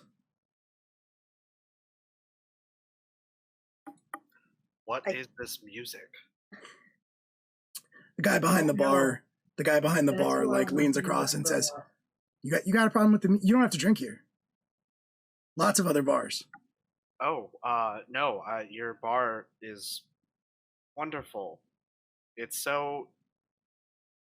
has a lot of character. I think it's great. All right. Have a seat. Yes, sir. Are you Gus? Who's asking? Might be Gus. Might not be Gus. I'm Jax. Got this advertisement for work. I see. He like looks you all over. You're I imagine most of you are still kind of just walking around with your weapons, which appears to be pretty commonplace in Independence as opposed to most other settlements of the size that you've been to. He looks you all over and he nods and says, "All right, have a seat." And he like sweeps his hand across the bar to the like stools that are in front of it.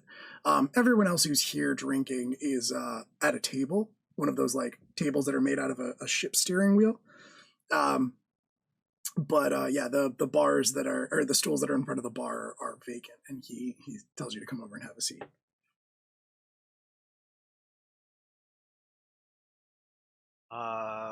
I have a seat and ask if there are any alcoholic milkshakes.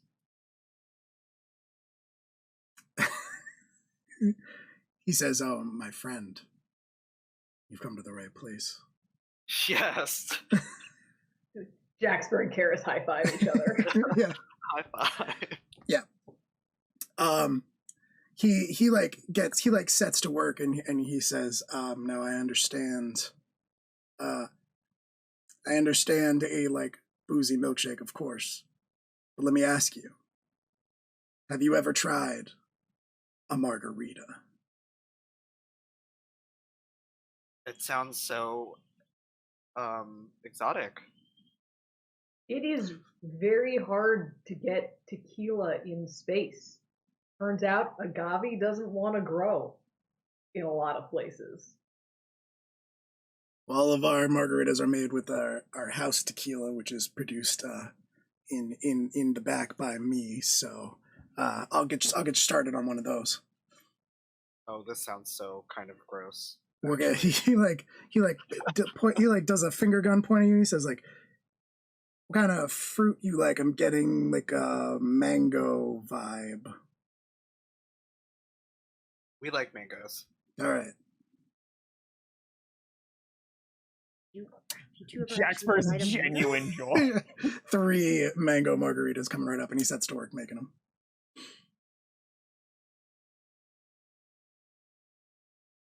And he's like doing the whole thing too. He like puts them in puts it in the metal container, slams the other metal container into it, is like shaking it, spins it around his hand, shakes it the other direction.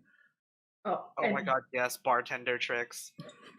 Jaxper is just absolutely delighted, like just a small child. Just absolutely thinks this is the coolest thing he's seen in a while. Clearly ready to ask this man to adopt him. Yeah, absolutely. And he just, does the whole thing, sets out the 3 glasses, does the like half open pour into each of them, salts the rim, and then sets one in front of each of you. And then he leans on the bar and he says, "All right, now we can talk business." So you are Gus. Oh, yeah. Did I not mention that? We were still on the you could be, you could not be, I think. Yeah. Okay. Well, But cat's out of the nice to bag. meet you, Gus. Cat's out of the bag. I'm Gus. Nice to meet you. So you're looking for work? Yeah. Yep. Yep, got a ship that needs fixing. So Ship that needs fixing, huh? That sounds like pretty expensive work. It needs a lot of fixing. Yeah, I mean, we're good for all kinds of work. All right, well, I got all kinds of work. Don't worry about that. But you in town long? You willing to stretch this out? Because look, you start talking. You want to talk about the amount of money you're going to be needing. We're getting into like some pretty wet jobs, if you catch my meaning. We can be discreet. Discretion's not really my concern. I mean, I'll just speak plainly. You want the kind of money you're looking for right off the bat. Probably gonna have to kill someone. And plenty of folk around here looking for somebody to be made a little less alive. Oh, that doesn't sound like us, right, guys? That's not us. That's probably not us, but we're willing to potentially to entertain contracts with a certain degree of danger, but probably not full on assassination. Karis is sitting there like, I'm all about the full on assassination. Yeah, no. Karis just says, I'm listening. Picks up his duffel bag and drops it on the table, and it just makes like a metallic sound. Shotgun goes off. I thought Yeah, you were going to actually, say. How about the barrel of the shotgun is like sticking out Sure. of the bag, and I'm just like, I'm listening. Accidentally shoots a random patron, just go, first one's free. I thought you were going to say you picked up your margarita, but yeah, you can set your duffel bag down with the barrel of the shotgun sticking out of it. Gus looks down, looks across at all of you, nods, and says, "Yeah, I mean, I can put you in touch with some folks. Pays well, probably be able to pay off your ship in one job, but provided you survive it. I mean, Guys, no risk, no reward, We need the money. Plus, Jax has already killed auditors. We may as well just. Yeah, I'm still He's like joking. wanting He's to have joking. a conversation about Yeah, I money. understand. Yeah, so am I. We're all joking. In Minecraft, I've killed auditors in Minecraft. What are you talking about? We need the money. Yeah, fine, but like, are you good with killing people, Dave? I think we can all probably guess that. No, I'm not cool with killing people. What if then we just maybe figure out if they deserve maybe it or a not? different contract. Do you know how many little contracts we're gonna have to do? This is one big score.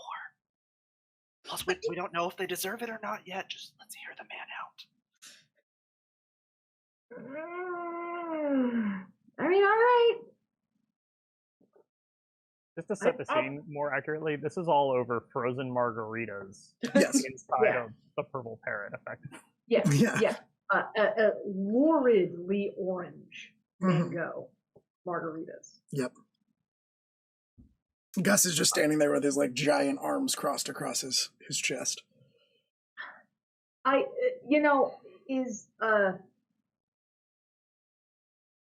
assume these people who you put us in contact with have lots of other jobs that they might need done. No, not usually. Usually they got one job, they come to me, I find somebody to do it. That's the way this usually works.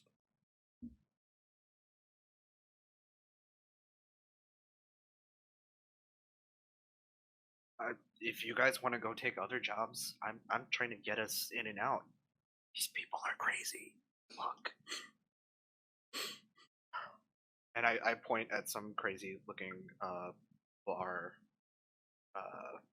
customer. Yeah, and then we'll just say that there's like a guy over at like a table by himself, just like chopping up. I don't know. A squid. Yeah. Squid. Just like slaps a dead squid on the table and is chopping it up. Just making homegrown sushi right there in He's the just bar. he's got a knife. He just like has a squid that he slaps on the table, just like chops it up and starts like picking up the chunks and eating it with the knife. These people are crazy. I want to get us out of here as quickly as possible. Maybe we don't want to, take jobs to kill people from these people. Well, what if it's a slumlord? We don't know yet. All right.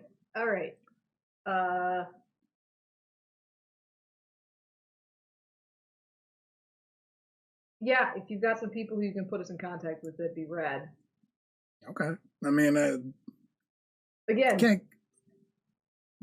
I can't guarantee you an ethical assassination. If that's what you're looking for, I'd recommend you not get into the assassination game. absolutely not. Again, do you have jobs maybe more along the lines of larceny? Oh yeah. Yeah, I do. Preferably involving that's probably more gonna be our speed than straight murder. Yeah, I mean, listen, kid, you tell me. I get you the work. If you complete the contract, that's great. If not, I can find somebody else to do it. All right, what else you got? I mean, lots of things. You got to tell me what scale you're looking for. You looking to steal some stuff. You looking to threaten some people. You looking to protect some people. Like, what's the deal? You're looking to do some deliveries. Again, it's, the pay is going to match the danger you put yourselves in. That's the way it works out here. Look, guys, we can go talk to Ellis about this first if we really want to, but I feel like diving straight into assassination is just probably it's not a great call. You don't have to argue with me. I'm not in favor of assassination. Okay, fine. You know what? What a good two idea. against one. We're not Maybe doing we assassination. should go find Ellis. Whatever Yeah. Ellis is doing, whatever it is Ellis does right now, we should probably just find some jobs and we'll find him back at the house. yeah. Cut to Ellis at karaoke singing with effectively the other bartender of the Parrot who is off tonight. Looks exactly Also the same as seen Gus. Margaritaville. Exactly. Yep. So let's we'll take the larceny job. some thievery. What's one step down from straight up assassination? We'd like that. Thievery jobs. Sure. Let me see what I got here. And he is kind of going through he pulls out a data pad and he's just kind of scrolling through it with his hands and he's like, well, no, I don't think that's quite right. Maybe. Could be.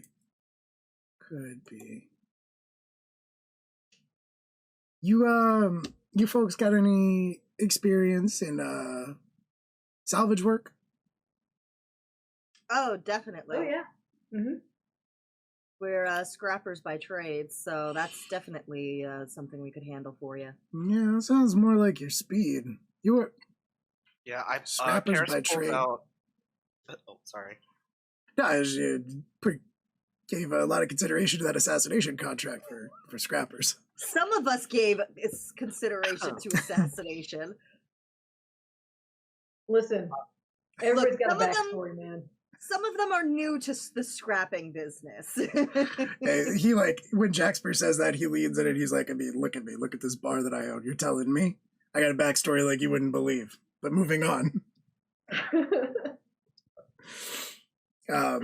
I want to know this man. I want to be this man when I grow up. This man's the new leak. Mm-hmm. Oh, I dig in my duffel bag and put on my official Scrappers Union lanyard with my Scrappers Union ID. I mean, you do have credentials, but I think they're probably digital. I don't think they exist on a lanyard. Oh no, it's not official. Like, Karis just like got it made at one of the times we stopped on like a Right. port. Right, Yeah, right. I stopped at a Kinko's. People keep Space mistaking me Kinko's. for an interstellar space assassin. I have to put my Scrappers Yeah, identification on a lanyard. I'm just trying to do a really good job of making you guys believe that I'm a Right, Scrapper. right. All right. Well, he looks down at the data pad and he says, "All right, man's name is Hayworth. Runs a salvage business, but I think he's looking to contract out some work that I think he's having a hard time convincing his crew is worth taking on." All right. Is he gonna need a ship? I mean, Yeah. it's planet side, if that's what you mean. I don't know that he was planning to I don't know that he was planning to contribute transportation, but could work that out as part of the negotiations. I'm sure. Cool. Well, thank you, man. Yeah, I mean, I'll give you his information. You tell him Gus sent you. You're interested in the work, and I'll get you set up. But you'll have to work out the specifics with him. Obviously, yeah. Cool. And Jax will pay for the drinks and be like, "Do we want another one? Do we want another one?" Can These I are get actually pretty good.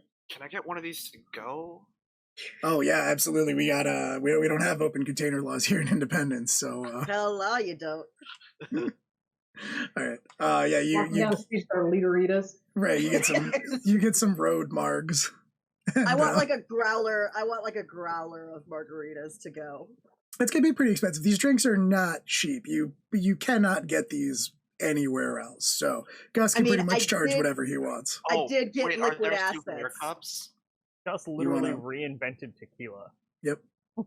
I want You to. want to you want to spend some liquid assets to have a growler of marg? Just gonna waste all my liquid asset bribe money on just getting myself a growler Yeah. of margaritas. Well, I know what How I'm. many White Castle burgers can I get for one use of liquid asset? I know what I'm drinking after this game is over. Is there a gift shop? There is not a gift shop. There are T-shirts. I don't think that there are souvenir cups too. There are like shelves behind the bar that just say like Parrot Head across in purple neon. I and like the underneath idea that it that- says Independence Mars. Like Kara says, "Is there a gift shop?" And Gus is like, "Everything's a gift shop. What do you want to buy? You want that glass? Yeah, $20. I don't fucking know. Yeah, but there is now." I I want feel this like pineapple Jasper tries sipping to cup. steal like the margarita glass, and Mhm. he's just like, "Yeah, good try, kid." No, Right. Yeah. that was going to be $15, but now it's $20. Mhm, So mhm. fuck you. Guys, Okay. what size shirt do you think Ellis wears? Do you think he would he like this one? Do you think he likes? No, you should get it. I don't know what size to get. I don't want to offend him. Is he a tie-dye do. guy? I think do he's a want to tie-dye offend guy. him though. You think he's more of a tie dye or a Hawaiian pattern guy? He A Hawaiian Gus pattern. Gus Hawaiian looks down and says, well, we only got XLs left, so All right, okay. Ellis will just have to suck it up. At least we thought of something. Buy me You buy- souvenirs while I'm in the same fucking city. But you didn't come to the bar. Yeah, you Yeah. just come to a cool bar. you missed out Didn't on this experience. margaritas. with So, yeah, a, you- like, You get your drinks to go. You get Ellis a souvenir T-shirt, and you head out of the bar. I assume you're trying to find Ellis before you go to negotiate the specifics of this salvage contract. Yes. Yeah. yes. All right. Yeah, I assume you Uh, beat me and yeah. Ellis like drunkenly. What? You're all equally drunk. but you are able to find each other. But I assume you reconnoiter back at the Airbnb. You so Ellis, you walk in and they're just like sitting around in the area. There are like empty margarita to go containers laying about. Is that a crazy straw? Where the hell did y'all find a crazy straw? We went to a bar. I got this for you. Oh, it's what is it? I don't. It's a T-shirt Mm-hmm. and it's a camping pavilion. Mm-hmm. How thoughtful. Thank you, I guess. Also, we found a job. And it's Oh, that's not assassination. So Not even a little bit. Was assassination on the table? yes, Yes, apparently. it was. It was offered at For least. all of okay. So the person you got a job from wants y'all to kill someone. No. Not Well, specifically. He just knows someone who wants someone to kill someone. Yeah. So y'all But he talk put us to in contact with somebody else who doesn't seem to want us to kill anybody specifically. But he wants us to do some salvage work. I'm continually impressed by the amount of trouble y'all are able to find yourself in on a moment's notice. Anyway, We what? didn't have any trouble. We didn't went have and trouble. got drinks We and a got job, drunk. and we came back. You're right. All right. So who's the guy and what's the job? His name is Hayworth. We have his information here, but we thought we'd come and collect you before we go to actually negotiate the terms of the job. That seems like a fair plan. All right, let's go meet Mr. Hayworth and see what he Runs wants us off to steal. our asses. Yeah, though I'm going to go ahead and suggest, though, given that you are, as Maeve says, drunk off your ass, and what happened the last time you negotiated a job, maybe somebody Hey. else does it. Like Maeve or Karis. I Wait, get that it's a bad idea for me to do. But, isn't everyone drunk off there? We're all drunk, right? Yeah, but I imagine Jax, like you just get like letters flash across your eyes that say like sober protocol $Y/N. He like sort of like waves his hand through the Y, but Yeah. it like just like he's like brushing off a fly or something like that. you're I'm suddenly not you're sober. Sobriety protocols engaged. Yeah. It's too powerful. It's too powerful. I'm fine. I'm stone sober, man. Y'all can't hit me. Wow. Those things were strong. What the fuck did Gus put in them? I think he thinks a lot of bartenders think I'm underage, so they water down stuff for me. I don't know. A good lie. A good lie. Not Very that they good. wouldn't serve you underage. They'll just make it a baby's first alcohol drink. Bold of you to assume. Exactly, because they assume I'm underage. They see I've got, Hey, his money know. spends. Bold of you to assume there's a drinking age on Independence Mars. Yeah, literally, right. But yes, yeah, you can absolutely go with that story. So yeah, what are you all doing? Who is going to talk to Hayworth? we can also potentially wait on this, but we risk losing it. But we can probably wait on this till tomorrow. Apparently, dude is having trouble getting his own crews to see that this job is worth it. Yeah, maybe we we wait can until wait. we're sober, and until then, we can hit up some historical points of interest in this new city. You want to You do want us to go tourism? touristing at 3 a.m. on Independence? I've never been here before, and there is a pleasure district. I mean, if you want to go that kind of touristing, I might call it a night. So I was waiting to see which way that was going to go. I felt like it could have gone either way. Yeah, I thought Maeve was about to pull out a list of Yeah. Right. cool places Oh, where to do you check want to out. go? she hasn't been independent. She was like 16, my dude. Well, all the more reason for you to come and enjoy it now that you're of age. I feel like Jaxper like sends like to his nana. It's like, do we want to go to the pleasure district? And they're like, no, no, we absolutely do not. This is a bad idea. Yeah, yeah. So yeah, are you gonna go check out, or are you splitting up where some of you are gonna go check out the pleasure district, or are you going to call it a night and pick up the job the next day? What do you think? Yeah, I think Jaxper will not go and Okay. will probably send a message to Hayworth and to basically arrange a meeting for the next day. Okay. All right. Yeah. Basically, like, hey, interested in this job. When do you want to meet? Talk to Gus. Right. Meet Right. details.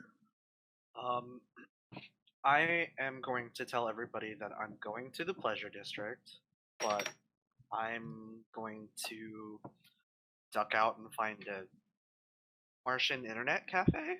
Oh, see, Ellis wanted to I mean- tag along, but I love this idea that, like, I'm like, yeah, all right, let's do it. And Ellis, like, Paris is way less drunk, so you ditch me immediately. Yeah, you don't need to find a Martian internet cafe. You are planet side, which means that you do have access to the net. On Mars, it's a little spottier because you basically have to be in a settlement of some kind to get access to the net, but you are in Independence, and Independence definitely has access. I think it's also about access. I think Tayo's looking for somewhere secluded and not on the home network of the Airbnb, right? That's totally fair too. You can absolutely do that. Yeah, weird.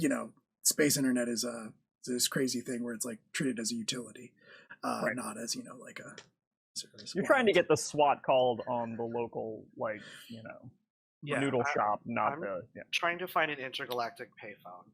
Right. Sure, yeah. I mean, it kind of feels like something that Karis would just kind of know how to do, right? Is essentially just sort of encrypt your connection, in such a way that it would not necessarily come back on you. So what are you trying to do essentially? Like aside from conceal your activity? In this concealed communique, I would like to type up like a small report about what I've been doing, Okay. what happened with Neville, about Maeve's family, and the potential like shadiness surrounding this crew, and like type it up and send it back to Taka as like a report.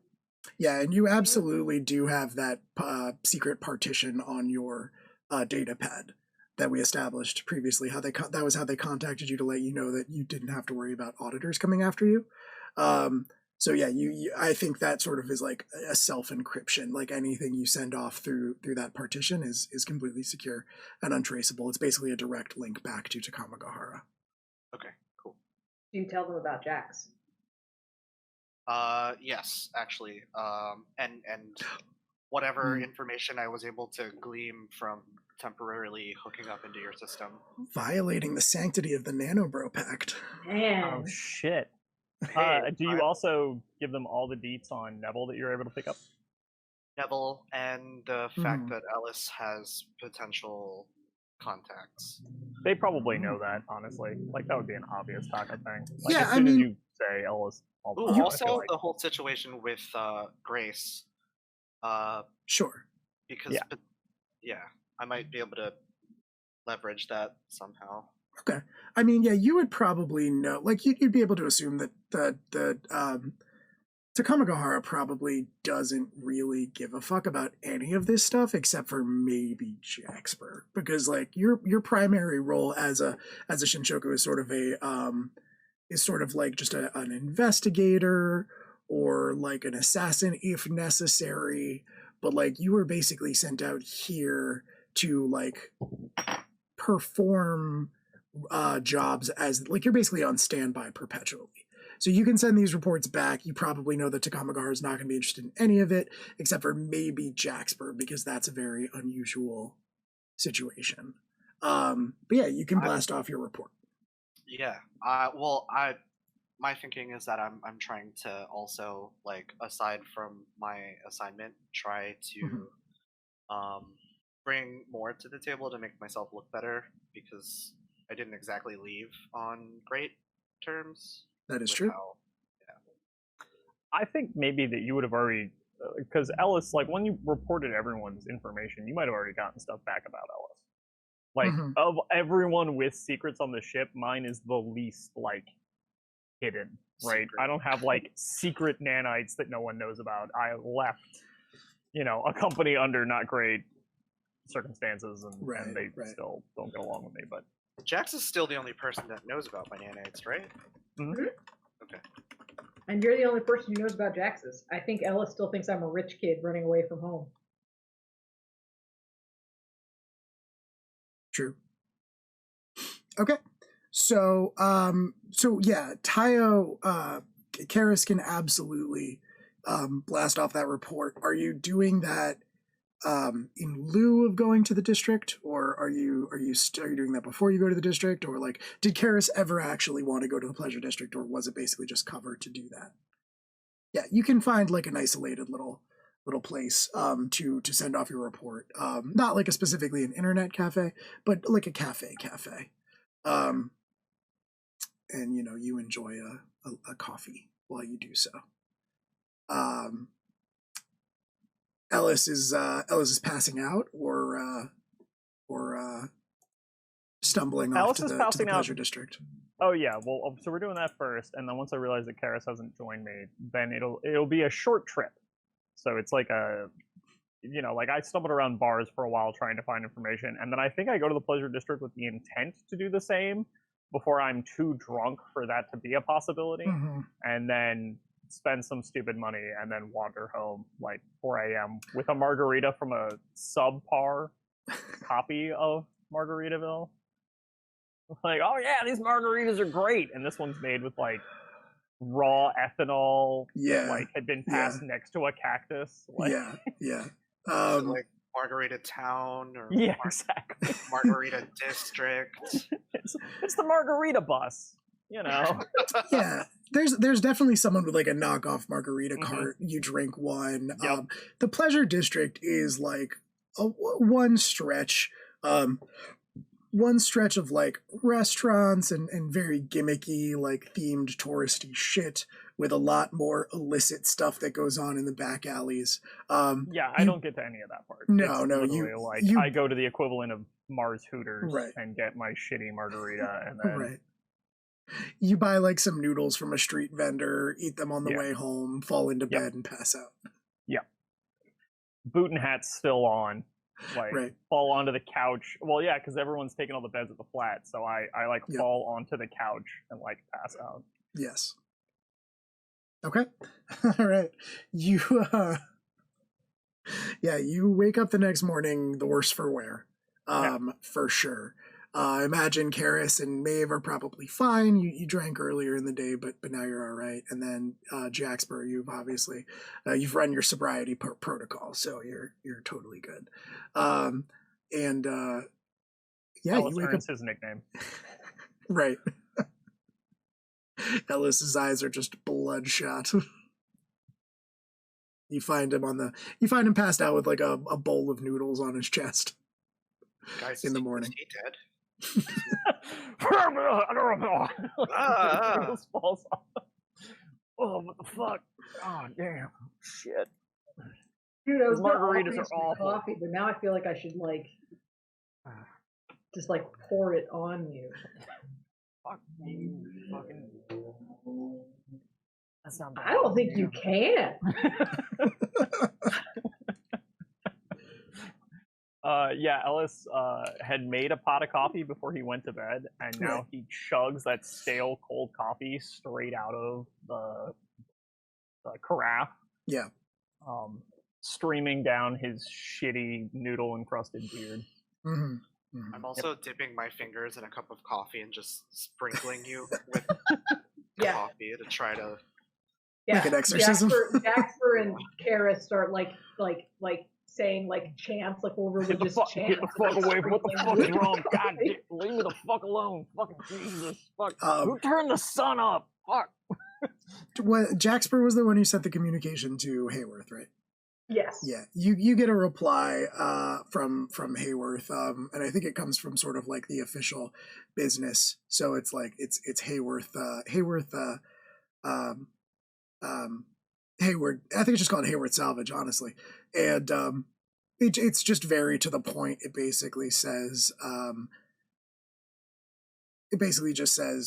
report to, and then the address at earliest convenience. Details upon arrival, that kind of thing. Cool. I'm gonna send that around to everybody and sort of look at Ellis and be like, earliest convenience. I'm good to go. You no, you're really Don't fucking- not. don't, kid. Is there a hose back out there? Because you're gonna take a I shower. swear I'm to gonna- God, I'm gonna motherfucker, I will. Get I'm fine. Alice, get you in the kind of shower. you smell a little bit. You know, I don't need all this from you people. Apparently you do, though. So Alice, like, washes his face in the bathroom, and then just, like, combs his hair badly, Mhm. and continues to just pound shitty coffee. Mhm. Was the kitchenette, like, because I know that Airbnbs contemporarily go both ways with this, was it, like, set up where it has food and things in it, or was it, like, just bare? I think it's bare, but there are certain things built into kitchens these days. Okay. You know that like there is just a coffee dispenser. Sure. You have to tell it to brew, but it can do that kind of thing. So then I'm gonna wander to the local corner mart and then come back, Sure. and Alice is gonna make a prairie oyster, bleary-eyed at the counter while everyone else has like their fucking bagels or whatever. So Alice is gonna swallow a shot of tequila on a raw egg, or a shot of probably vodka on a raw egg Mhm. with Tabasco, as everyone else looks on. All right. I mean, Ellis, Very if you carefully. wanted to Very clean up a Cowboy little bit, Bebop. Yep. you do have a new clean shirt you could put on. What? It does have the parrot. It does have the parrot head logo, which is a man in a gimp suit, but with a parrot head, holding 2 revolvers. Gus is a Look, and you- complicated man. He's got a hell of a backstory. Ellis declines the invitation to wear his new shirt. It's I too just wanna nice say- for this I sort just of want to say, in the unlikely event that I get to grow up, I want to be Gus when I grow up. That's in and out of character. That's Yeah, no, Della that is and entirely Jax. that is entirely in character. Yeah. I'm just saying. He's a Ellis is fine. complicated Ellis man. is functional. Yeah, Ellis yeah, yeah. Ellis is hungover. To Mhm. all jokes aside, this is not a new situation for Right, Mr. right. Maldonado. Oh, Maven's No. extremely used to it. Yeah. Mhm. So- since you've refused the shirt, I'm gonna go find I some want to. air freshener and just kind of mist you over with That's it. fair. Febreze me. I accept this. Yeah. I think that probably is like. I think that That's summer probably. wind. I think this place is probably has enough amenities that's like a shower setting that you can set up. It's just like there's just like there's like a shower setting and then there's like a scent setting. And you just hit the scent setting and it just like douses you in Febreze essentially. Ellis smells vaguely of ocean mist. Right. So, who's going to be doing the negotiating here? Karis, you want to take that, or you want me to do it, or Maeve? I can certainly. My vote is that Karis should assist us with acquiring this contract. Fine. I mean, Karis, if you don't want to do it, I'll do it because No. I mean- No. What? No. Bad idea. y'all keep saying that. I'll Dexter, it's not that we don't do trust it. you; it's that we don't trust you to do this without breaking something. violence. Violence, I guess, would be the of a more emotional nature. Negotiation without violence. I can do a negotiation without. I don't know that you would I hit a have. man, Jax. I just think that you might get frustrated. Look, I Alice is have- pretty much out of commission today. I am not. Fuck you, fucking.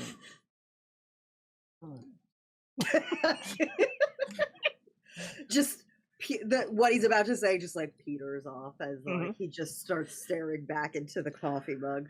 We've all been that hungover.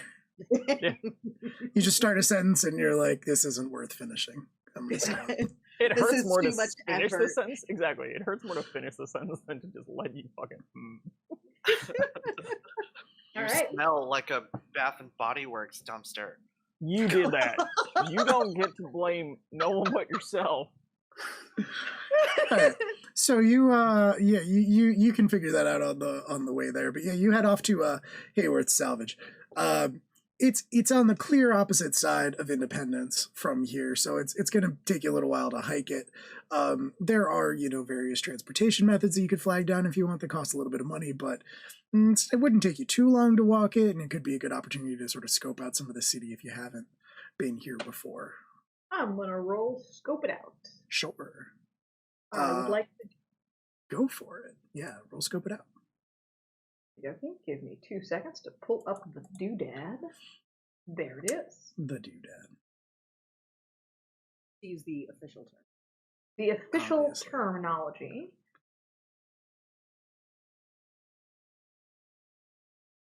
And I did it wrong immediately. I mean, you know how it is.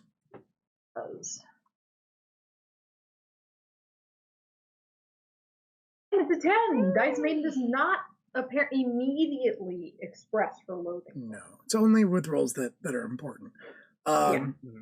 Ask me some questions.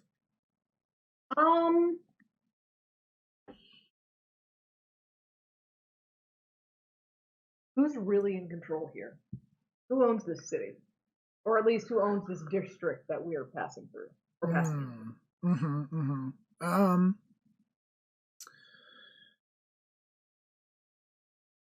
I mean, you get the impression that by and large, the people do. And that kind of goes for Independence in general. There are, you can tell looking out that beyond the wall that encircles that inner part of the city, that beyond there are people, very obviously, who have the majority of the weapons, who have like the military strength because they are, by and large, ex-military. Probably the people that are in charge of sort of maintaining the city and making sure that, like utilities such as they are available, who are in charge of expanding the city, so on and so forth. However, when it comes to everyday life in Independence, it is very much community based. It is very much like people helping out people. You see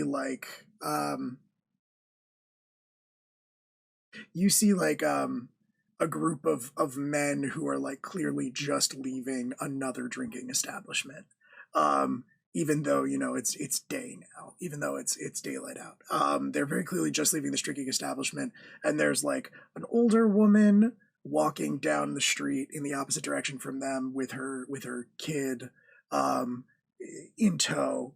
She there's some tough looking like spacer dude who like bumps into her and like knocks her back a step, and without missing a beat, the three like guys who just came out of the bar like surround the tough looking spacer dude and are like, you don't apologize? You gonna go back and apologize to her, make sure she's all right? And the spacer like sizes them up a bit, and like, there's a second there where like, they've got sidearms. That spacer looking dude has a sidearm. They both like hands are hovering over it, but there's like three of them and they're not wavering. And he like he backs down pretty quickly and like turns and walks over, helps the lady up and is like, you all right, ma'am? And she's like, oh, I'm fine.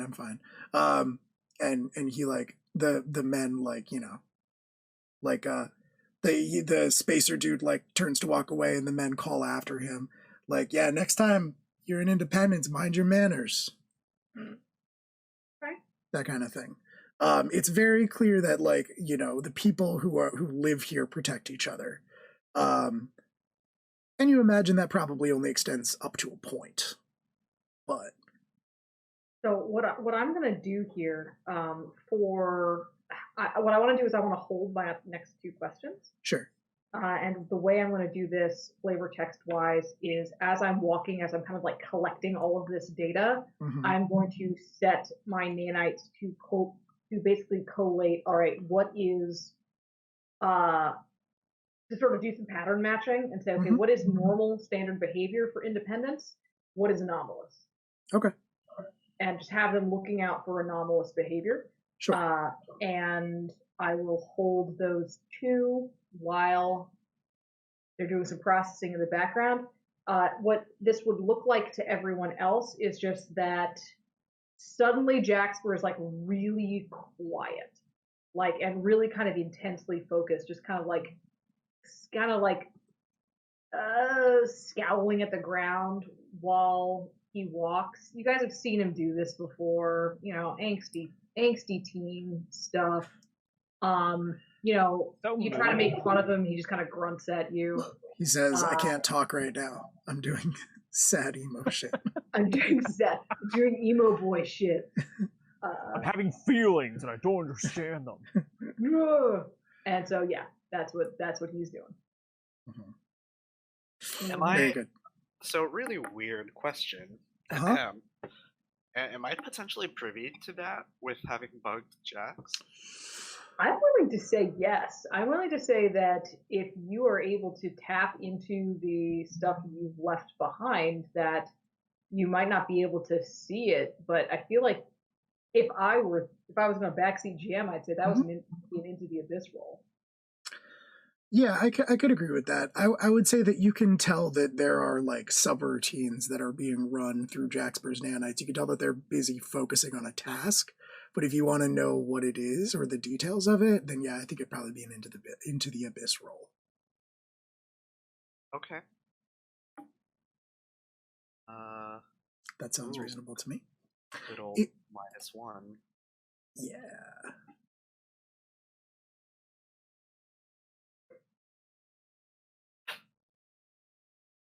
Okay.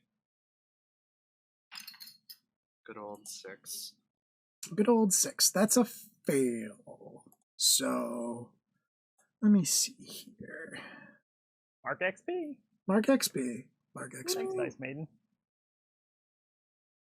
Dice Maiden just wants to see us all Grow to our full potential. Uh-huh. Yeah. Uh-huh. Yeah. Accelerate. Give Karis more toys to play with.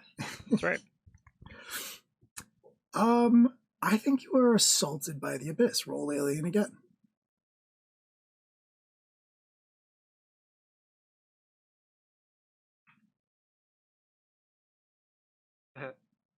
What'd you get this time? I More advance. XP for Karis is advancing, and I am simultaneously terrified and excited. Because Will has a look on his face. I Trying to do. decide how bad to fuck you up. I do. Yeah. All right. I think what happens here is you have planted this part of your nanites into Jaxper. And I'm going to ask you a question in a second as part of this. But first, I'm going to give you dark vision. So 3 things are going to happen to you because you failed an assaulted by the Abyss roll. The first one, I'm going to give you dark visions. You can write a hook about it if you want to. But you have implanted one of your nanites or some of your nanites into Jaxper unbeknownst to him. As you reach out to try to figure out what exactly Jaxper's nanites are working on, they start to creep. They start to, like, if you start to experience some feedback. You realize that as you are starting to do this, as you are opening this connection into the nanites that you have left behind inside of Jaxper, his nanites are also interfacing with yours. And what you find in this reaching out is that Jaxper's are much more aggressive than yours. Terrifyingly so. Your nanites were built for utility. Your nanites were built to give you like the greatest spread of capabilities. They were built to like interface, to help you gather information and things like that. Jaxper's were built for war. And as you open this connection, you sort of start to feel them reaching out to you and threatening to kind of almost infect your own nanites before you are able to cut the connection. So you experience this moment of panic where it feels like they are going to take over all of your nanites, destroy them or convert them or something like that. And I think you were able to close that connection. So you still have these nanites, you still have this connection to Jaxper that you can reach out for again in the future. It hasn't been severed, but this was a terrifyingly close call. So that happens. You freeze up, and you're gonna have to roll keep your cool at disadvantage to shake it off. So I think Karis just kind of shuts down, stops walking, in a very Jaxperian way. The last thing that's going to happen is Disadvantage is 3d6 and keep the two lowest numbers.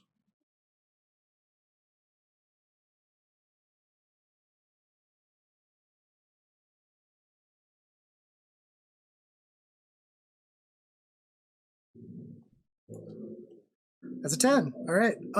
So yeah, you are. Oh no, you're right. Sorry. 6 minus 1. my favorite. Yep. All right, you failed. So you are still like kind of locked up.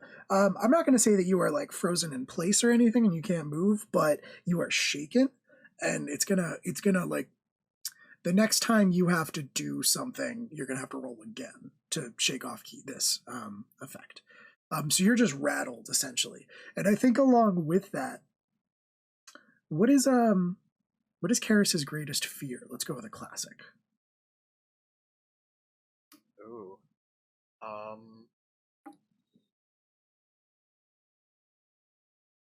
Jesus.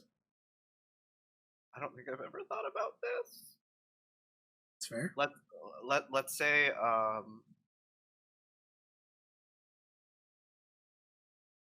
crippling loneliness. Mm-hmm. Okay. I mean, I think that makes total sense because you've basically been alone your entire life. That's kind of something that's emphasized by the Shinshoku. That's why you were sent away, was because you made the you had the audacity to have like a close friendship with someone. So that sort of isolation is sort of a core part of Karis's being, but it also happens to be something Karis is terrified of. So as those nanites, as Jaxper's nanites are sort of reaching out to like infect you, you feel that sense of total isolation. I'm going to say that the way that expresses itself is as they are sort of reaching out, your senses shut down. That's why you freeze in place. You lose all 5 of your senses, and you're basically just like, you freeze in the middle of the street. You can't see anything, taste anything, smell anything, hear anything, feel anything. It's just complete emptiness. And then like you panic and you're able to shut down that connection. And you come back to your senses and you realize that, like, we'll say Maeve, that seems reasonable, that Maeve is like kind of shaking you. It's like, Karis. Just repeating your name over and over again. I fake sneeze.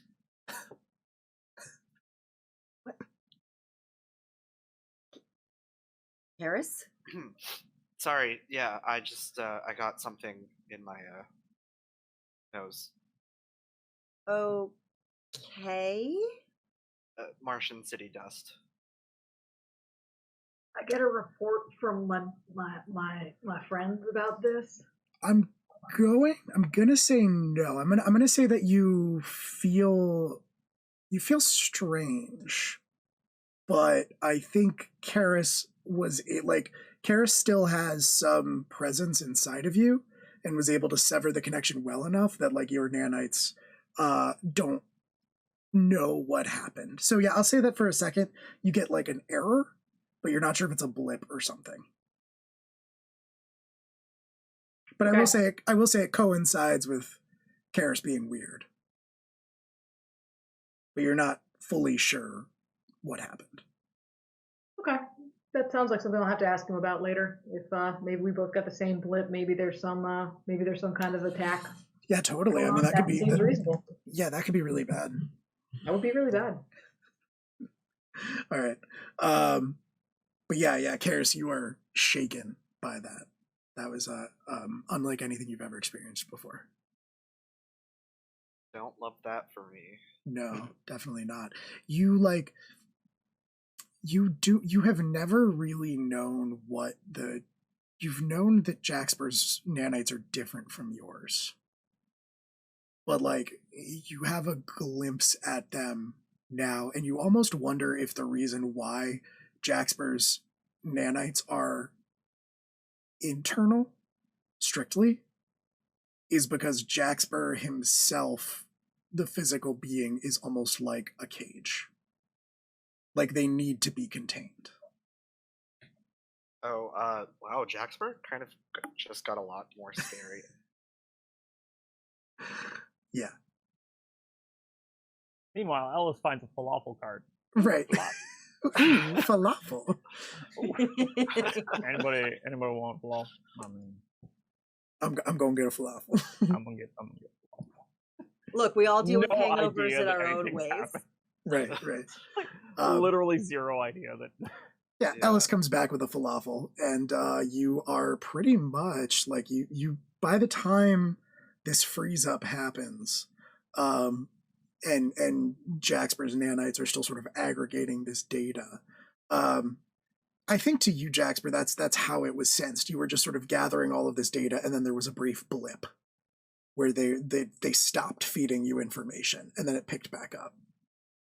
Okay, I'm gonna tag that on my own. I'm gonna tag that anomalous and sort Sure. of save for later. Sure. Even if they don't. Mm-hmm. But yeah, you are sort of taken, like your feet take you as you're walking towards this place to the outskirts of the city. There's this it's a pretty open plot of area on the edge of Independence, and it's basically just like one, it looks like a one room building. Like it looks kind of like a shop front, but it's isolated, and it's got a sign over top of it that is just electronic. It says in a very plain pixelated font that kind of just scrolls across the top of it, Hayworth's Salvage. Yeah. So it's not like a salvage yard. It doesn't have like a bunch of like junk in the background or anything. It's just like a little shop. That's what it looks like. Okay. Oh, knock on the door. Sure, yeah. I mean, it's, there's like an electronic doorbell kind of thing, but yeah, there's like the pad. Actually, it's a shop, so I think honestly, as you approach it, it just slides open, and yeah, you can head on in. Inside there is a counter. There's almost nothing on any of the walls, no decoration or anything like that, except one wall does have another sign on it that lists a rough price guide for various things that you could take off. Like there's an option to, like pick whatever you want. That's a pretty steep price. There's a cost like by the pound, by the ton, so on and so forth. And then there's like a couple prices for like individual commonly sought after items.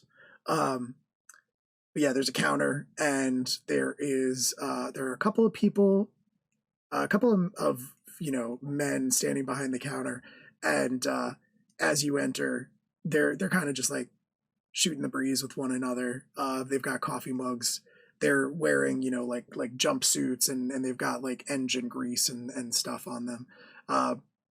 They nod at you as you walk in, but simultaneously the door behind the counter slides open, and a man steps out. He's an older gentleman, completely bald on like the top of his head, but no less greasy, still wearing the same type of coverall, but his has like, they all have names on the breast of the coveralls, and his says Hayworth, and he's got these big like spectacles that are kind of like constantly adjusting themselves electronically, as he steps out, and he's like wiping his hands off, and he says, "Which one of you's Jaxper?"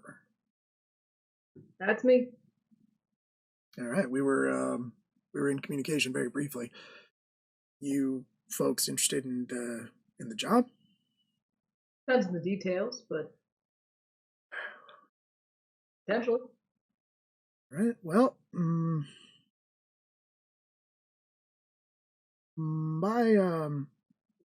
well, first thing you got to understand is normally I wouldn't outsource work like this, but try to run this business as democratically as possible. And the boys, the whole crew was pretty clear that they weren't too interested in taking on this particular level of risk for the job. That's where y'all come in. So I'm not saying it's going to be easy money. You know, if it were easy salvage, I got a whole crew of employees to take care of that kind of thing. This is a little bit of a different situation. Of course. Sure. Yeah. All right. So little ways out into the frontier, there is well, it's not exactly a rumor, but a ship came down a couple of months back, believed to have been a Tranquility Science Corps vessel originally. Now, how it came to Mars, I don't care to guess. Don't much matter. Obviously, Tranquility don't set foot in these skies officially. But that means that if it's still there, still untouched, there's a fair amount of lucrative goods can be pulled off of a vessel like that. What about her crew? Vessel like that's going to have a few dozen people on it. Yeah, presumably. A couple months back, like I said, so I don't know if they've found their way to other establishments. What's up? Nobody's heard anything from a Tranquility crew showing up nowhere? Nope. I've had my ear to all of the emergency bands and no hide nor hair of anybody calling for help. And nobody's claiming salvage rights. Salvage rights are a tricky thing on Mars, you understand. Without a unified body organization to honor them, tends to fall to first come, first served. See. And it ain't had no first serve yet. Far as I know. Here's my question for you. Mm-hmm. How much? And do we get paid even if there's nothing out there? So he names a price. It is not a particularly high price, but he will add on top of it that he will pay a percentage of the value of whatever you bring back out to you all. What kind of equipment are you looking to lease loan us to take care of this? Much as you can haul back, you got a vehicle? Don't. It's kind of what I meant. What kind of equipment do you got that you want us to be using for this? You got trains or cranes or? Well, I could lend you a buggy and some equipment, but I'd have to deduct it from your pay. That's one less thing I got working for me. As long as you're out there. Well, you were gonna have to use that equipment if you were using your own boys. I would, but I'd be collecting 100% of the profits. You'd be paying them. All right. Out of 100% of the profits.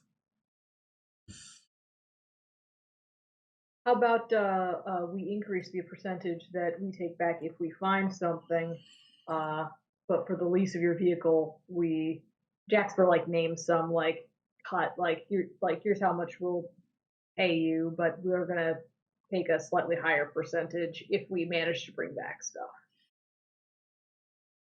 He does some lower quick base pay, higher.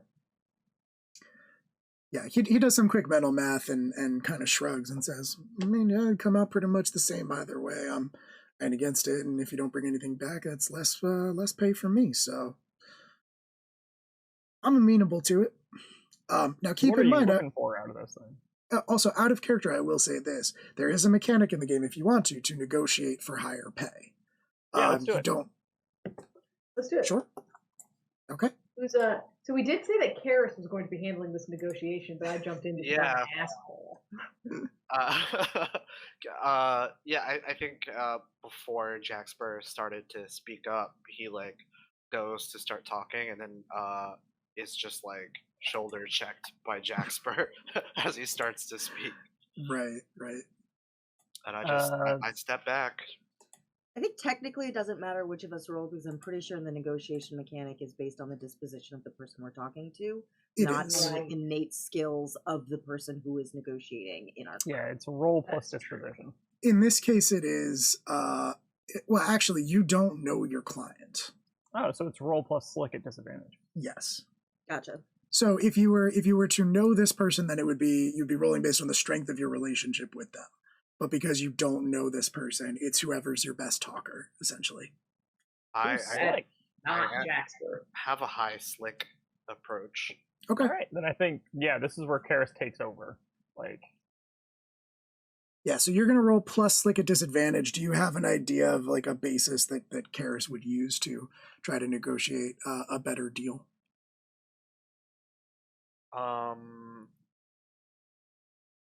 Is there anything not on this list that you're potentially looking for? I'm not sure exactly what you mean. I mean, I want whatever you can pull off of it that still works, and anything that can be stripped of value. So, much as you can bring back, that's what I'm offering pay for. The more you bring back, the more you get paid. That's the idea here. maybe Karis knows something about Tranquility tech ships or something. You're probably the best educated aside from Maeve on the crew. I'm sure there are other salvage companies here in Independence, correct? Yeah, what's your point?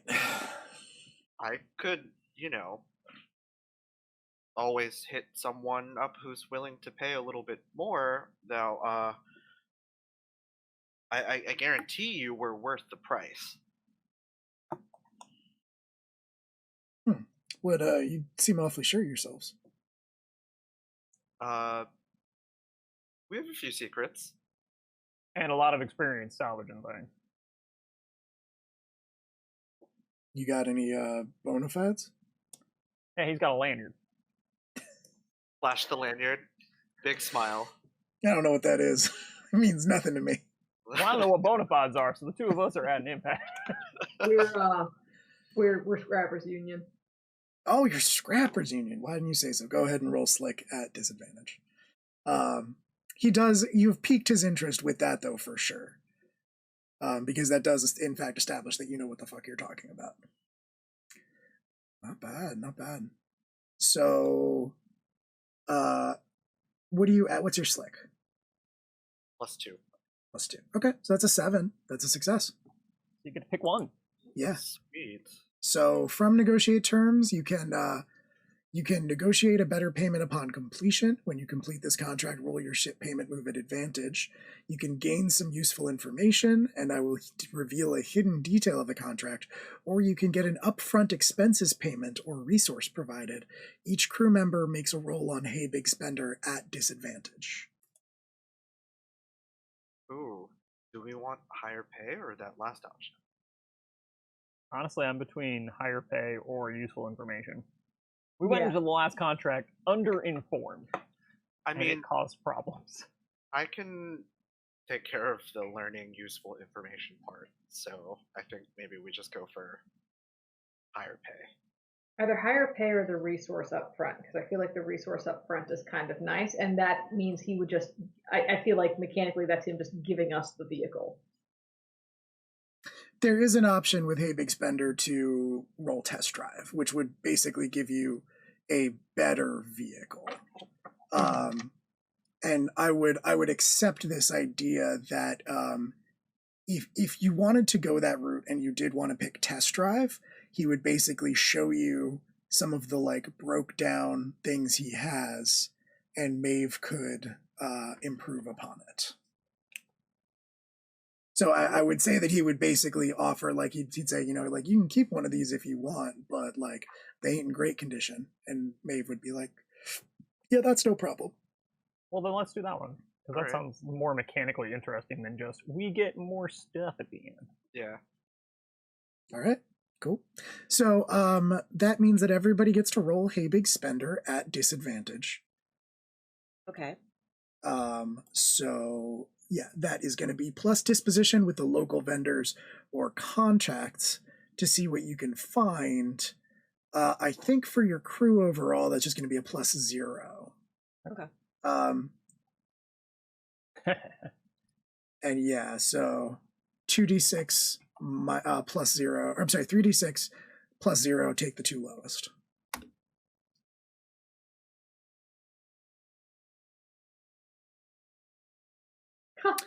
So there's a lot of XP getting, there's a lot of XP getting marked. But the good news is that I think even if you fail Hey Big Spender, you still get to do something. You get one. You choose one, yeah. So one of these would be, oh, you know what? I made a mistake here. I did the ships. I was thinking of the ship's payment move, where one of the options is you roll test drive. But not Hey We Big can sub that out. Spender. Yeah, that's what I'm thinking. Only one of you like really succeeded anyway. All right. So I will say that in lieu of you guys getting what you would normally get for Hey Big Spender, which in this case would be sorry, I'm just clicking back and forth between all of this shit. Which would normally be choose one option from Hey Big Spender. If you're all willing to give up what you would have gotten, we can do test drive for Maeve. Check. I'm cool with that. There's right. I don't think there's anything I want more than being able to get myself a vehicle and make it work. Yeah. So he says all right, I'll tell you what I'll do. Your Scrappers Union, you're pretty capable people. Now, what I'm willing to offer you, if you're willing to take this contract on, you said you're without transportation, right? You got nothing on this planet. No way to get around until, I assume, if you're still here picking up contracts like this, your ship's out of commission for the time being.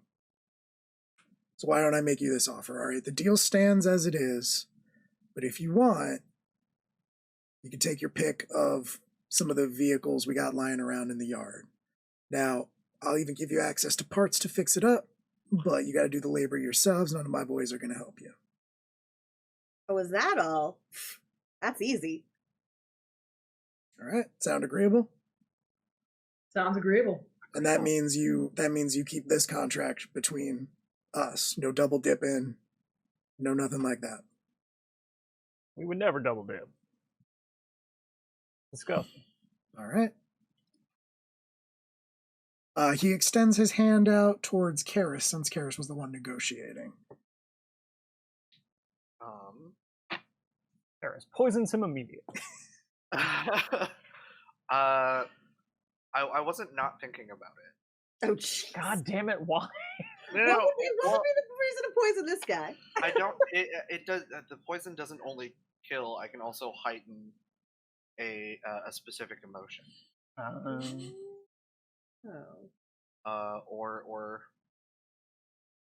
Oh, you know what I should have done? What should you have done? There's an option that just removes all of the target's inhibitions. That does not mean make him horny. I don't understand. I don't think that means what you think it means. Well, okay, all right. I think I don't think you can pick and choose. If you remove all his inhibitions, you remove all his inhibitions. He's just going to get naked and start painting turtles or whatever it is he does. I was thinking inhibitions from like trusting us or like wanting to pay us more. So well, that would be an inhibition. So here's the thing, Maeve. When you roll test drive, you roll with Slick. Okay. Ooh. So the good news is, I actually, since I just advanced, I did actually up my Slick. So slightly better now than it would have been last session. Nice. So go me for planning ahead. Mm-hmm. Mm-hmm. All right, how'd you do? 9. I got a 9. Very good, very good. Okay, cool. So that is good news. For you, that means that it's serviceable. You can take it as is, but you don't have to make any compromises for it. Cool. So the options are, this is page 7 of the player handout. You get a speeder, passenger vehicle, military vehicle. Technically, shuttle, fighter, and armature are also options, but just keep in mind that you have nowhere to put any of those 3 on your ship. You don't have like a shuttle bay or anything like that with the Nephilim. All right. Well, I mean, this is mostly right now supposed to be how we're going to be getting out, getting our stuff and coming back with it. Yeah, but this is yours. So like you can keep it when you leave the planet, you can sell it, whatever you want, but anything that is not a anything that is like a shuttle, a fighter, or an armature, which is a mech, you would not have anywhere to put on the Nephilim. Probably a military vehicle would be too big also. Okay. Because I was gonna say, but it's probably between passenger vehicle and military vehicle as far as what would make sense for this mission with, you know. So we could just go with your standard passenger vehicle. That's probably your best choice because a speeder does come with the complication or with the weakness cramped. And because you only rolled a 9, you can't get rid of anything. Yeah. And especially if we're using this in, like, I feel like something that's going to be able to be used for hauling cargo makes more sense than something that's... Yes. So, I agree. So are we going to pick the Toyota Sienna? Yeah, we're going for all right. Ye old space minivan. Yep. Now I don't believe it comes Actually, it's with more like a space work van, but you know. It is not equipped, so it does not have weapons or anything like that, obviously. That's why we have Karis and Jaxper. And sure, that could be a personal project, but for right now, you're basically taking it as is, one hit. It's reliable, inconspicuous, and spacious, but unfortunately, it is fragile, which means it's susceptible to small arms fire, and it doesn't protect its occupants from attack. Cool. Yeah, so if somebody tries to shoot you, you get shot. But yeah, you have a vehicle now. Now it's probably just kind of broke down. You can also decide how it looks, what its appearance is. Maeve, puts in some time to get it fixed up and running. It's nothing special, but it is more than capable of getting you where you need to go. Good news, guys. We've got transportation now. Yeah, so what he does is when you make this deal, he lets you into the back behind the counter and into that door that he came out of, which is a lift that goes down underground into what you can now see is the scrapyard itself. There are like ships down here, there are vehicles down here, there are piles of parts. There's like Florida, it's like Costco shelving, but like, piled high with different components and pieces and things like that. And yeah, there is a section of this room, this giant warehouse, underground warehouse essentially, where there are just a bunch of vehicles that have seen better days, and you can pick out the best of them as you see it and fix it up, and now it's yours. Yeah. Once you're ready to go, he will like direct you. Like this room is big enough that you can drive through the rows of all of the junk that's piled around. So like the crew will sort of like direct you once it's up and running farther back into it, where there is a like vehicle / ship lift, and that where they run that and it takes you up. The ceiling kind of like slides open above, and it lets you out into that like big open yard around the front of the shop, and then slides close behind you, so you're able to drive off that platform. And yeah, now you've got a vehicle, and you have been given the estimated coordinates of where this vehicle went down, or where this Tranquility Science Corps ship went down. You guys want me to drive, or Maeve, did you want to drive? Oh, you're good to drive if you want to. I don't know if Karis has ever driven a car before. Oh, really? I don't know. I don't think they really use them on Takamagahara. Then in that case, I would drive, because I'm sure Maeve has been behind a wheel at least once. Yeah. I think it's pretty possible. Yeah, I think it's fairly possible Okay. that Maeve might be the only one who's like driven a vehicle across Then we'll just stick with Mars. me driving. Yeah. So how about This baby can't really take it if you put it over an edge. Yeah, you know, she's a fragile girl, so we're gonna stick with the person who knows how to handle her for now. I feel like everybody, like as we're you know, approaching it, and everyone kind of looks at me because I'm the pilot, and I just I don't know how to no. I like the idea that Karis doesn't know how to drive stick. Where's the Name's like, it's got a clutch. Like, you gotta... Yeah, I kind of imagined the majority of these, of like, you know, there are like cars and vehicles and things like that in other parts of this solar system, but a lot of them I think are probably like self-driving, guided, and automated by this point. Similar to the way that like you pilot through the ring gate. So like I makes sense to me that the only person who's ever actually been behind the wheel of a car, a manual such as it is probably Maeve. Since this is near future, is it actually a Toyota? I don't think it's quite literally a Toyota, but I'm more than happy to say it is essentially that. Oh shit. Okay. Yeah. Oh shit. As far as let's see, who would it actually fall under? The General Hyundai Motors Sienna. Where did I put the settings? There we go. I want to see it in a Kia. Yeah, I'm just scrolling back through real fast. No, that's the timeline. Where did I list the corporations? Whatever. It's not a big deal. But yeah, no, it's a different megacorp than Toyota, but yeah, it's essentially like a car you'd find anywhere else in the universe. So yeah, you can set off across the Martian landscape? the bleak Martian landscape. How long is it set to take us? It's gonna be a haul. It's gonna be a long way. Yeah, and I think, you know, one of the things that separates us from being just a regular old truck is that it is highly efficient when it comes to fuel consumption. So it can run a long way on a small amount of fuel. And it's built for like Martian. Right. So one of the things that Jaxper is going to do at a certain point is like go while they're driving is go sort of talk to Karis for a second, like while Ellis and Maeve are up front, just be like, hey,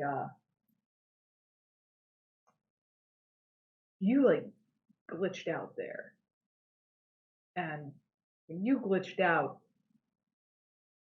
I was running a query and my query stopped. But like, did you get attacked? Did you get hacked? Oh, you felt that too? Yeah. Yeah. Yeah, that was weird. I don't know. We must have walked by. Della, I will give you this. Obviously, this is completely up to you, but I will say that like the move you would probably roll to know if someone is lying to you is scope it out, and you have 2 holds that you didn't spend from when you rolled it before. If you wanted to know if Karis was lying, I would say you could spend a hold for that. But if you're happier with Jaxper, kind of blindly trusting his nano bro, totally fine with that too. I think it's cool.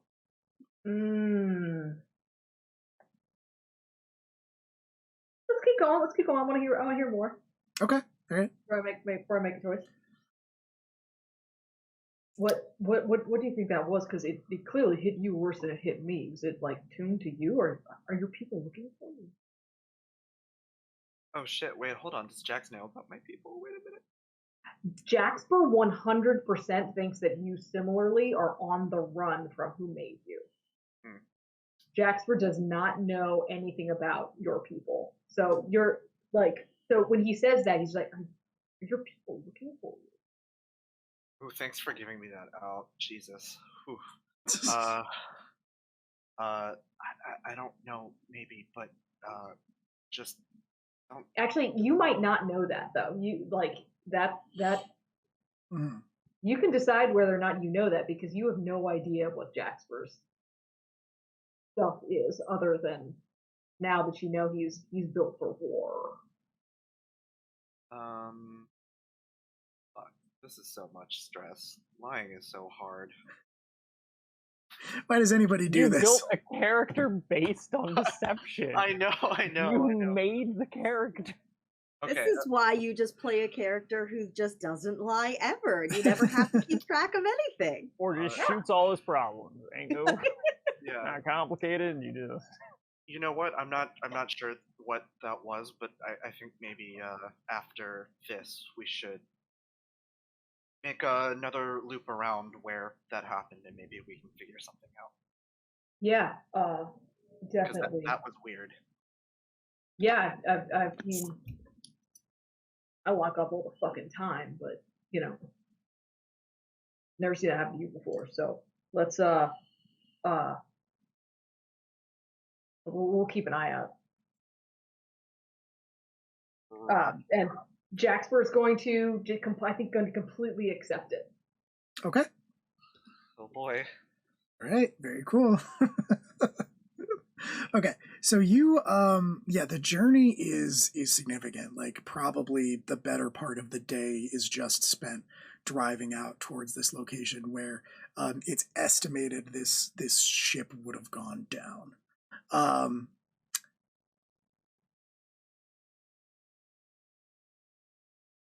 think I want Maeve to roll act quick.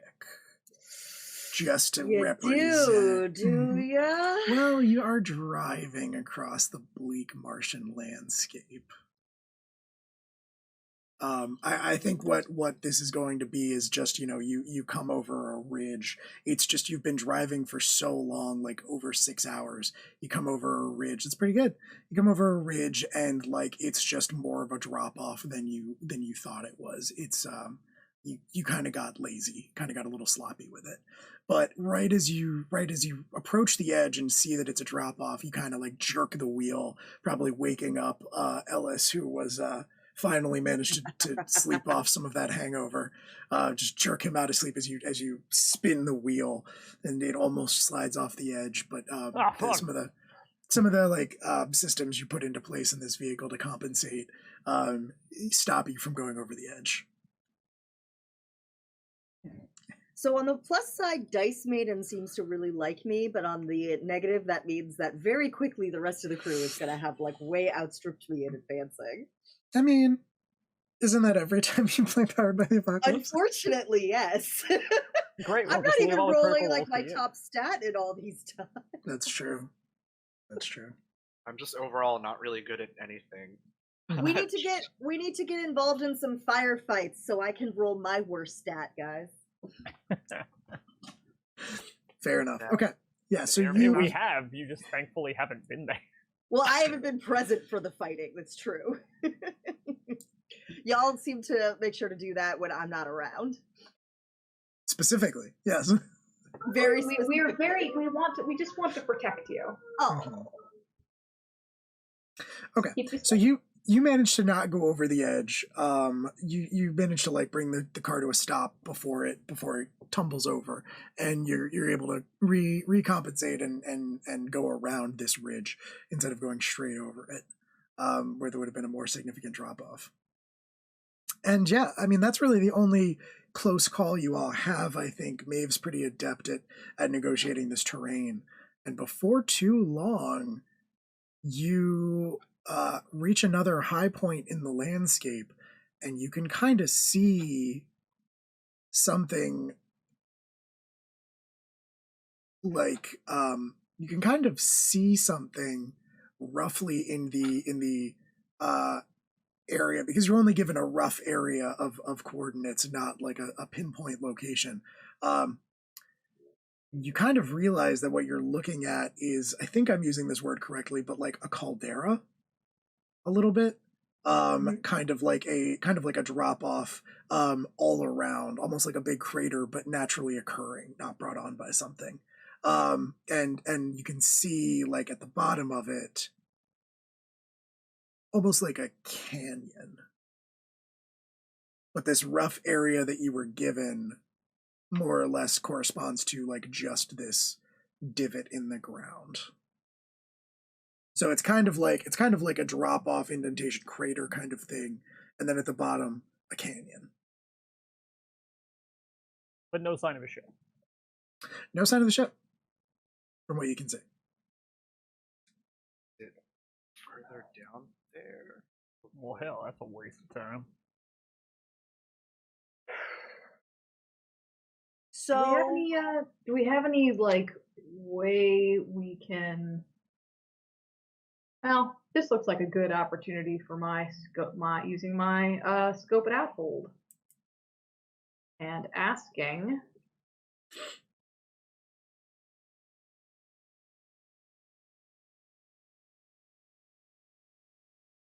So before you do that, would I be able to use like my expert move to see if I could, based on what I know about like how a ship would land, or like maybe any tech they might have used to try to cloak it or anything like that, maybe do an expert roll that I could then feed information to Jaxper that would like hone in what he's searching for with Scope It Out? Yeah. Sure. So that would be share expertise, and your Yes. expert move would apply. Yes, that's basically what I'm going for. I'm sorry, your intellect move would apply. So, now the one that you would probably, you could give Jaxper. Well, Jaxper wouldn't really have to roll because Jaxper just has holds left. But yeah, go ahead and roll. That's fine. I don't have to. If Jaxper's just already got it on Yeah, game. I've already got the hold, but Okay. We could actually, go ahead. Well, because expert's not really going to factor in. Basically, what expert could do in this circumstance would be to give you like advantage. Yeah, but you don't have to need roll it. You're not rolling anything, so never mind. Okay, so I mean, I'm either I think I'm looking for what is. This says my enemy's true position, but I'm just going to go with my target's true position. Yeah, for sure. And you know, I'll have the nanites sort of scope, like doing a scan. Sure. So Ellis says, you know, like, oh damn, this was a waste of time. But like, Jaxper, your nanites kind of do like a quick trajectory calculation, and they're pretty sure that, you know, if something had come in from the atmosphere at the speed, at a certain like velocity, maybe possibly even the velocity of like, you know, an out of control ship, it could have punched this crater and broken through into something underground, like a cavern or something more naturally occurring like that. I'm pretty sure that little canyon down there is actually a crash landing site. That's what you're saying? Yes, yeah. That's what the nanites are reporting. Okay. I'm pretty sure that little canyon we're seeing down there, I don't think that's natural. I think that's a crash landing site. Oh, then I guess I don't know if I can get the ship down there. We might need to go on foot. Let me see if I can't figure out a way to navigate this down there without, you know, wrecking our way back, basically. Mm-hmm. Roll to Canyon Mule. I mean, what exactly? So, like, what's your strategy in this case? I was just gonna scope out if there looks like there is a path that would get us down there. So I'm mostly just. Yeah, I don't think you need to roll anything for that. Yeah, you can figure out a way to get the car down there. It's well, actually. Can we, if it's crash landing? Yeah. I mean, I'm gonna say you might have to leave the car behind, but you can like get closer, but not all the way. Right. It's like steep enough that it would be a bad idea to bring the vehicle, but not so steep that you couldn't, you know, walk it instead of climbing it. Yeah. Yeah. Just not a car path kind of. Right. What if, right. Not something a Toyota can handle. Exactly. What if, like, have we stopped to like survey the area first, or is this all like? I imagine, we just sort of were like perched on the lip of this. Mm-hmm. So can Karis then get out and kind of like walk off a little bit from the rest of the group? and discharge my micro drones? I think so. Your micro drones, correct me if I'm wrong, that normally tends to be, well, we normally use it for like a hacking thing that you can remotely spy on a nearby location you can't physically reach. Yeah, that makes sense. And allow you to quickly map out nearby hidden routes. Okay, cool. Yeah. So have them kind of like map out the route there, and if it's not too much of an overreach, like down into the canyon. Yeah. So discharge that and roll plus calculating, and that's probably going to be out for this scene, or until you get a chance to reset it with like the safety move.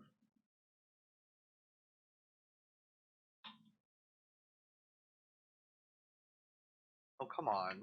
Dice Maiden strikes again. So that's with calculating, yeah, because it's +1, I assume. Yep. Yeah. Okay. All right. Your micro drones. Your nanobots, you kind of release them and you send them to try to map a path down and also see what is down in that canyon, and they move a certain distance away from you where you can still sense them. Obviously they're not visible to anyone, but they move a certain distance away where you can still sense them, and then they stop. And they say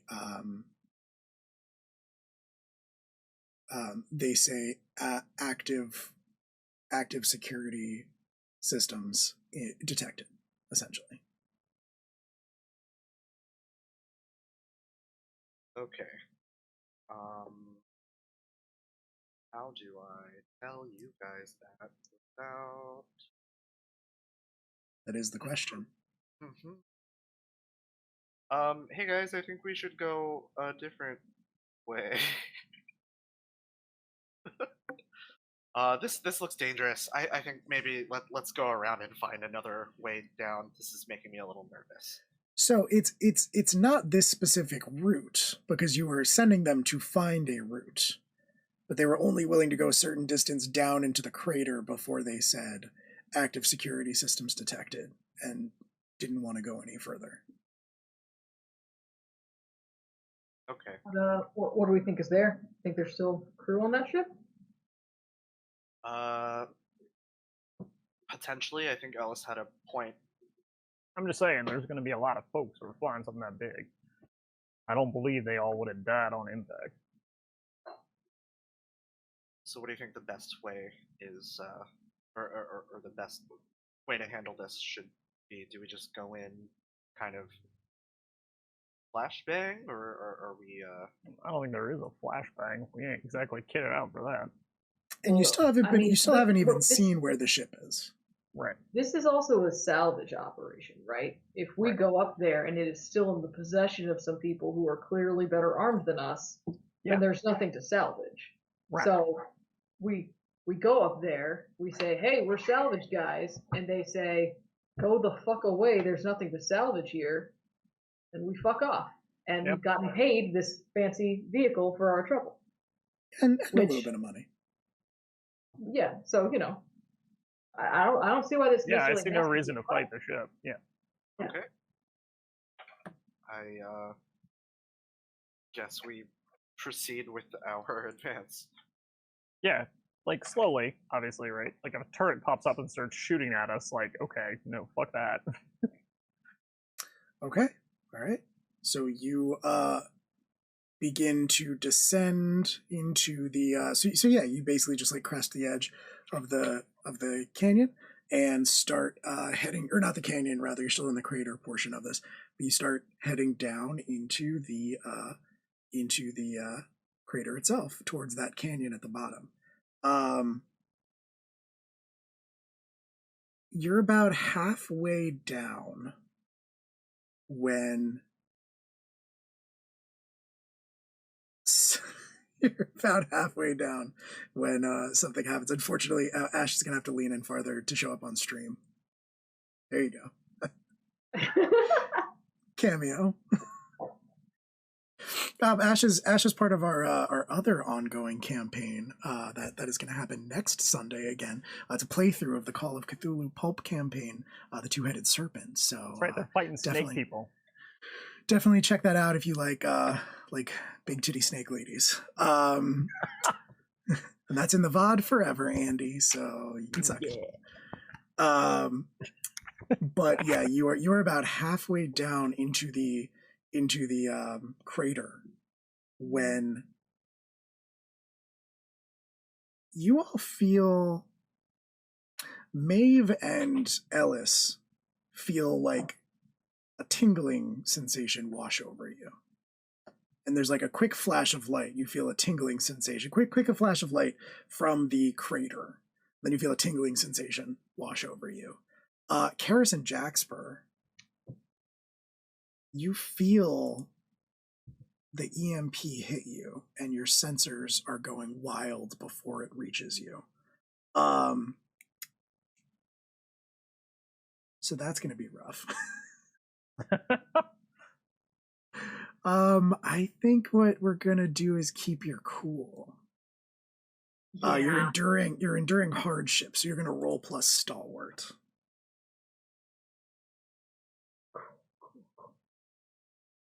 Cool. And I actually think I do want Maeve and Ellis to roll that as well, just to determine how that affects the equipment that you all brought with you and stuff.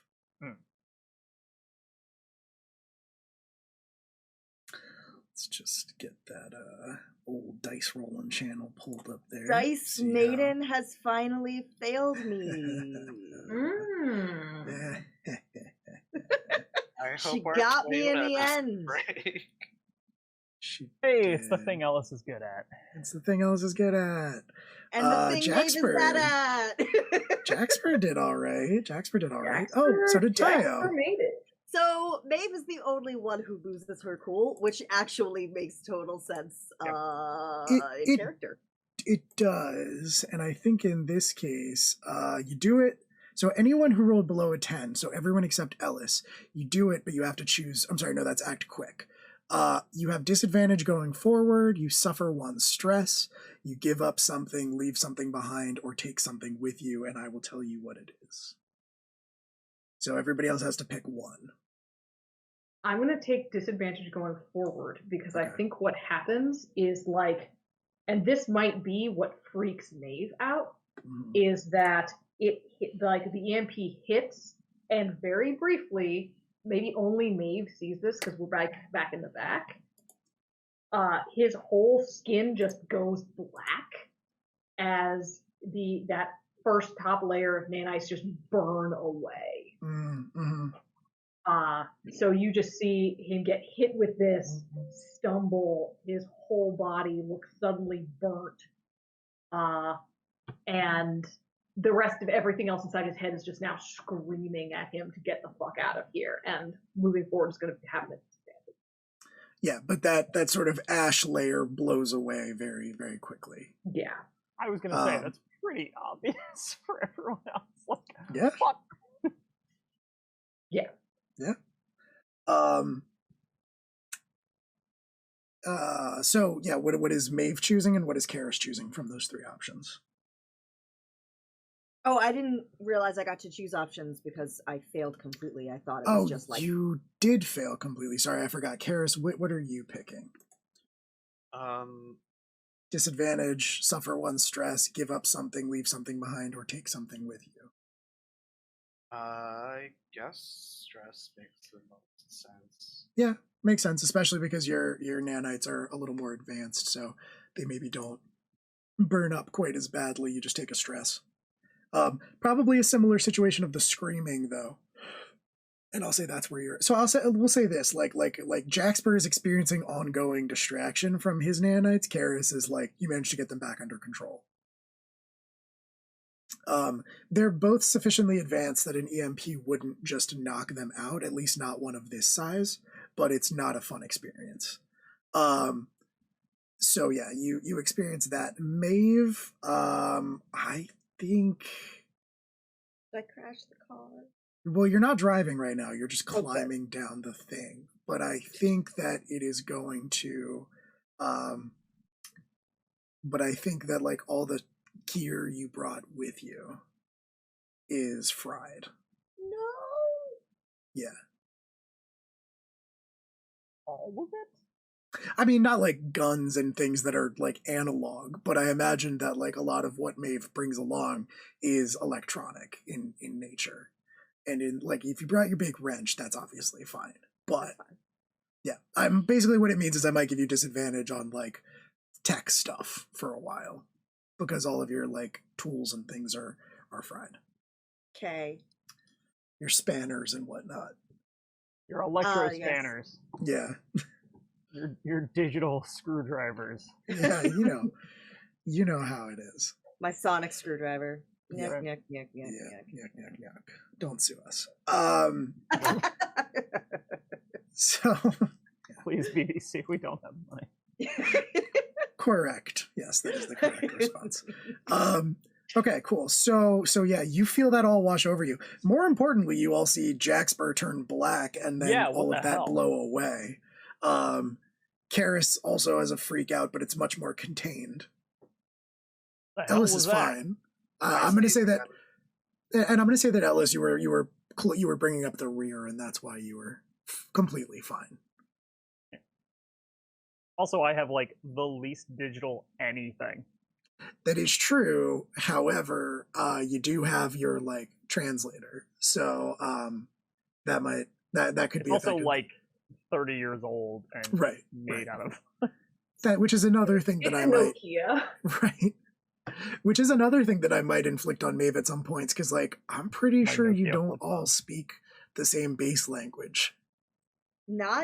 We were all, I think we pretty much all grew up in different places more or less, so yeah, it would make sense that we don't speak the same.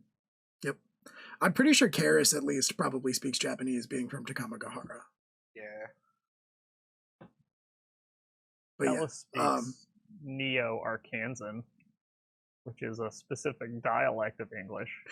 I think it makes sense that I think it probably makes sense that like Ellis speaks English.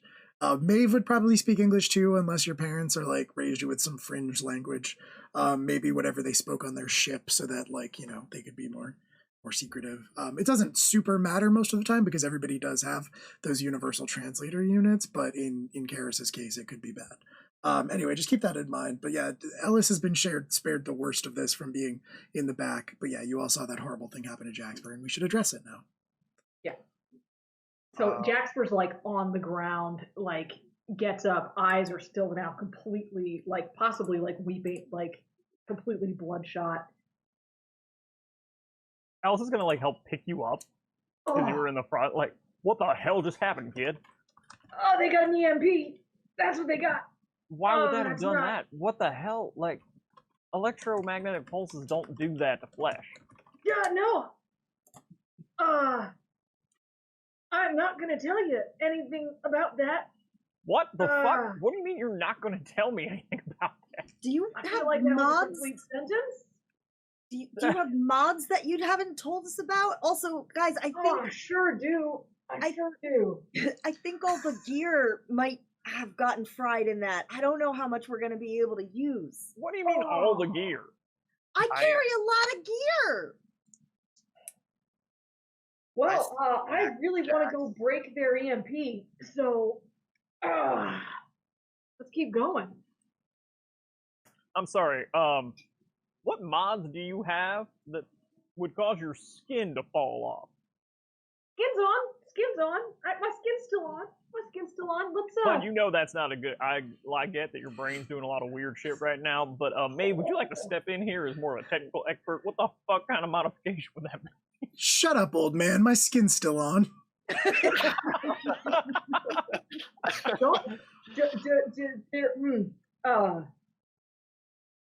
I want to go break that. I got it. Can I try to like trip over something and spill the bags to just stop this line of questioning? You want to create a distraction? Yes. I think that would be fine. I think that's going to be a manipulate roll. And you can like absolutely just kind of like tumble down the hill like you tripped or something and try to draw the attention to you. Oh, what happened So that's to my Discord? plus slick. And being the one who's interrogating, I have to roll slick as well, right? You are not being intimidated. No, You're being I'm manipulated. interrogating Jax. Oh, I see what you're saying. Harris is trying to manipulate me. Yes. I mean, it doesn't say anything. It just says if you are a PC, this happens. They have to keep their cool to refuse at disadvantage. So yeah. It's an 11, so that's definitely both. Okay, so if you do it, you get to mark XP. If you all buy into Karis's distraction, mark XP. If Ellis wants to not buy into Karis's distraction and see it for what it is, you can roll keep your cool at disadvantage. I'm doing that. Okay. Oh, fuck. That'll play. I get an 8. Yeah, that's definitely going to do it. You know, I mean, we're just adding more fuel to the fire at this point, but yeah, you can tell that Karis threw himself down the crater. What the hell is that, kid? What the fuck is going on right now? But I don't know. Do you have mobs that like messed with your head too, Karis? Is that why you fell down? Well, and Maeve, on a fucking cyborg. Maeve, you are concerned about Karis hurting himself because you gotcha. You didn't do the rolls. You can mark XP, but I did. Okay, cool. But you do have to buy into the manipulation. That's cool. I didn't And realize you're the medic. Was that yeah. Okay, so I'll be like, shit, Karis, are you okay? Like I think I probably he's okay. He just threw himself down the damn hill. Look, I'm okay. Look at Jaxper. Clearly, he's uncomfortable talking about it. I just thought I would try to do the delicate thing. Let's go break their stuff. Jaxper, what the fuck is happening right now? Can we? I got hurt real bad by their stuff. I'm kind of with I them. Want to break their stuff. I don't see how this is particularly complicated. Let's go. Ellis is gonna scope it out. Ellis is so not happy with anyone's answers for what's going on. No one wants to answer any fucking questions. I answered. I said I got stuff and it's broken now. I don't know. You want an itemized list, Ellis? We're dealing with people attacking us right now. Yeah, because everyone's being super forthcoming with everything that's happening. Plus calculating. I don't know about you. This is I got an 8. You get to pick one. Yep. Ask me a question, I shall answer it honestly. Yeah, that's the thing though, is that I know what is not as it seems. Well, you Dan know what is not as it seems. Well, no, I mean, like, I think Ellis is very much in doubt that it's just got hurt, right? But that's not the answer to that question. The answer to the question would be like, what about it is not? But like, what's the real answer there? And that's not one of my options. So, Alice already knows Karis is not what he seems as well. Yeah, no one is. Turns out, seems except Maeve. True. We see, get what you see. Until we find out that like Maeve is a robot. I buy into this, but I also. Oh God, wouldn't that be a twist? At the end, you just find out that Maeve has been a like AI Maeve is the one who killed time. Grace and is actually the. No, I'm gonna go with how can I best end this quickly, actually, because Ellis is a very results-oriented man. I'm gonna give you the answer to that. I can give you the. Wait, is this your interaction with Jaxper, or is this the mission? No, it's the interaction with Jaxper of like, how do I get to the end of this? Like, what's the? Leave it alone. Just leave it alone. Leave it alone, old man. Not. Just put it down. Jaxper is not going to tell you. Like, he's very, very clearly not going to tell you. And you can see that underneath, he's like amping up to fight somebody. And right now, he's interested in fighting those guys. And if you keep pushing this, he's going to fight you instead. And like that's. But he's right now. Alright, let's totally go break like, some shit. Fine, let's go fucking break some shit. We'll talk more Okay. about this later. This is rad. Let's go.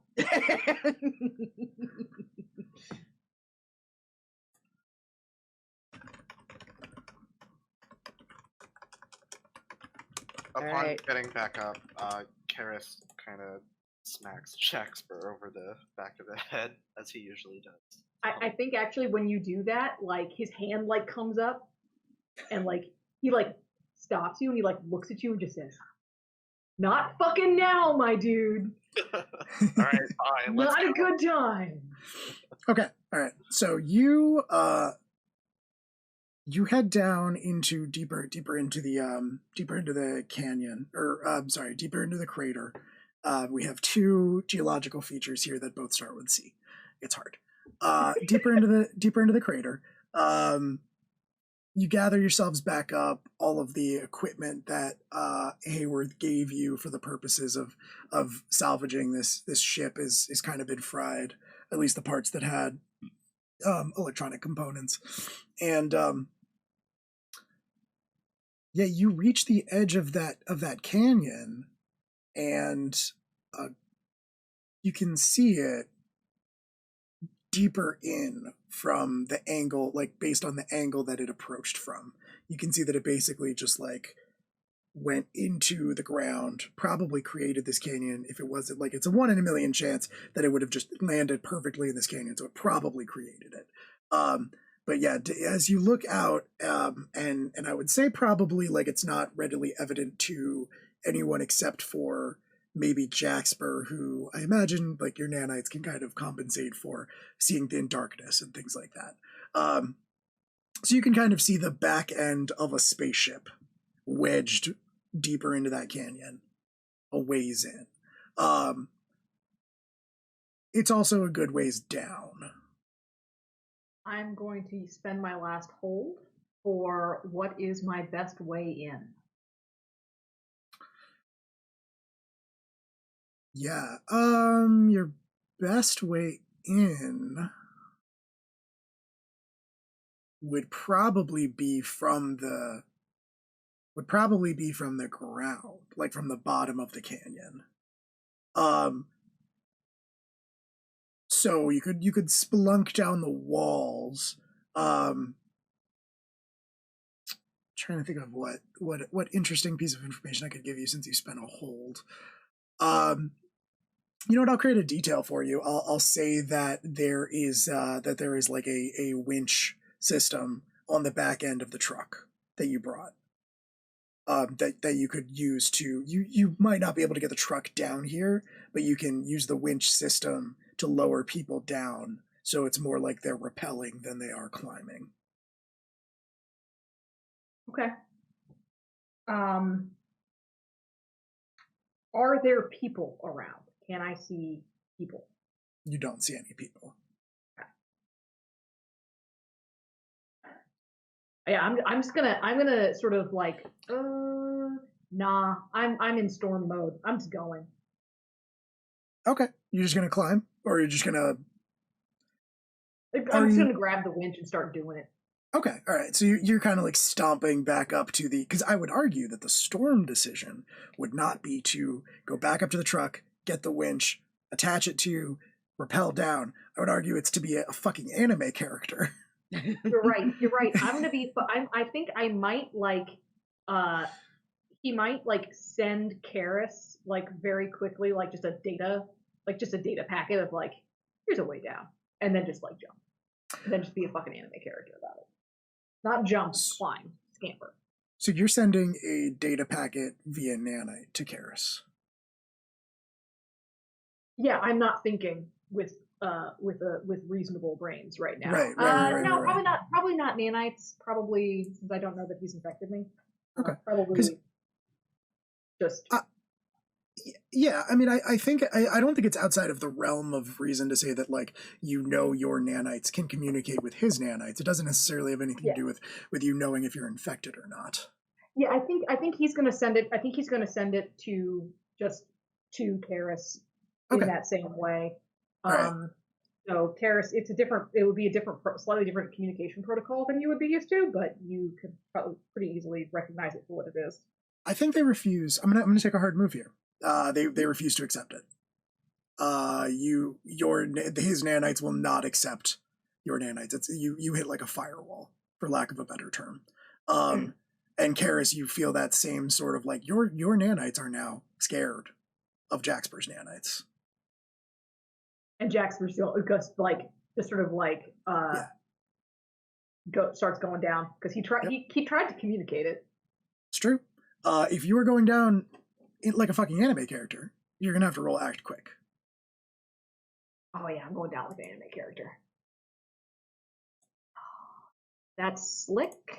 That is slick. I'm so slick. Oh no, I rolled 3d6 because I have disadvantage right now. That's still a 9. Yeah. Nice. Do you have +0 for slick? I do. Okay, all right, yeah. 9 will get you there. So describe the anime character bullshit that you do to get down to the bottom of this canyon. And also choose one. You're off balance or rushed and have disadvantage going forward. You left something behind, I will tell you what, or you're pushed to your limits with the effort and suffer 1 stress. I think he so how is this just like a steep canyon wall or? Yes. I mean it's not like it is not like worn smooth or anything. It was created by a spaceship plowing into the ground. So it is definitely like rough, but yeah, it is a cavern wall or a canyon wall. So Jaxper is going to send that packet. He's going to jump over the edge. And as he's falling, he's going to whip out that nano blade that Karis had given him from the auditor, and like dig it into the wall and like ride that down. Hell yeah. Okay. And you're picking the stress? I am going to be taking the stress. Okay, yes. all right. Yeah, you are pushed to your limits with doing that, but you are absolutely able to do that. And you basically just like slide down the canyon wall, cutting to slow your own momentum with the blade as you do so. And the 3 of you are just kind of standing up at the top, like, yeah. Does he expect us to do that? I don't. What? I'm not. I can't do that. No, I'm not doing that either. I'm also not gonna knife ride my way down to Evangelion. I'm gonna. I think with that quick blip of panic that came from Jax's nanites, I feel that and I'm like, oh shit. Kind of like I know something's about to happen. I'm just gonna jump right down with Jax. What maybe what the while hell? taking the winch cable and yeah. If you're going Evangelion, can I go Attack on Titan? Keep in mind that you are less physically gifted than Jaxper is, even as a nanited individual. You can you can absolutely all use the winch, but the thing here is that you're gonna have to go up and get it off the truck. The reason why Jaxper just jumped down was because Jaxper didn't have the clarity of thought to or the patience to go get the winch system, detach it from the truck, set it up at the top of the canyon, attach it to yourselves, use it to drop down to the bottom of the canyon. That is the safest option and the best option. Jaxper just didn't have the patience to do it. So if Karis wants to do it, that's totally fine. In my head, I just keep calling it a Toyota. That's fine. In my head, the minivan. car. It actually has a little right Yoda there, bobblehead but- on it, so its name is now the Toyota. Toyota, sure. Its antenna has a Yoda head at the top. Yeah. Okay. All right. I like that. Okay. Well, in that case, that doesn't work because I thought the car was right there, but it's not. No, you were not able That's to one drive way. it safely down the crater. Right. Well, okay. I guess let's figure out a way down. Shall we get the cable winch? Oh yeah, that's smart. We should get the cable winch. I hope Jaxford does not die in the meantime. And We should probably kind of hurry then, right? yeah, on the hop. Before that, I peek over the edge of the canyon. Are you okay? Can I hear him? Yeah. I think he's gonna just send another. He's gonna send a. You all might get this time just over your comms, but it's just like, uh, acknowledgement. Okay. You Yeah, just like the text. yeah. You get an emoji of a check mark. Okay. Okay. So the three of you grab the winch system off of the back of the truck and are bringing it back down, setting it up at the top of the canyon. You kind of have to secure it to the ground in such a way that it can support all of your weights. And that's not hard to do. It's definitely built for that. Maeve, I imagine, is working on that primarily. The two of you are helping out and working to get it attached in such a way. Jaxper, I get the sense, is probably not waiting for them to join you. Okay, what are you doing? I am looking for signs of. I want to know who's down here. So I'll probably go do another scope it out roll. Okay. Do I still have? I had that disadvantage going forward. Is that's not ongoing though? So I no longer have disadvantage. Correct. Yep. So roll scope it out normally. And scope it out is with calculating, correct? 12. Okay. Very cool. So yeah, you get 3 holds again to ask questions of this thing.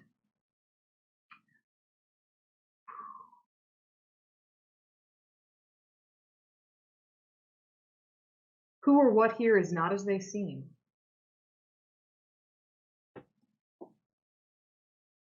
Okay. Other than my own beautiful self. Other than you, yeah, of course.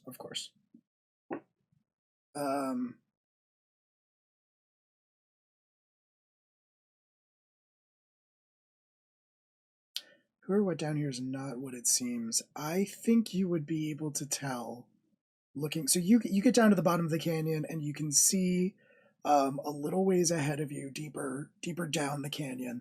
Not like on the same level of you, depth wise, but a little farther ahead because of the angle that it impacted the ground at. You can see the back end of the Tranquility ship, and you can tell that it is, in fact, a Tranquility ship. It is marked along one side, even though it's been scratched to hell with the force of the impact. You can, as you sort of get a little bit closer to it, not too close, but a little bit closer to it, you can recognize the mark, the symbol of the Tranquility Science Corps. Okay.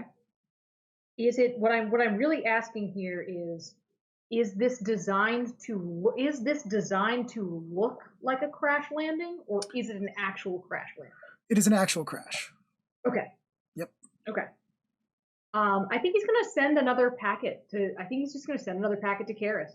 I think he's designed to work as you get another data packet with that information. Bzzz. No go.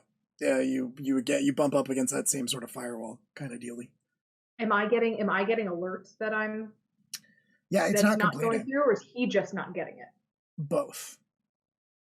So I'm getting alerts that it's not getting through. Yeah, okay. You are aware it is not going through.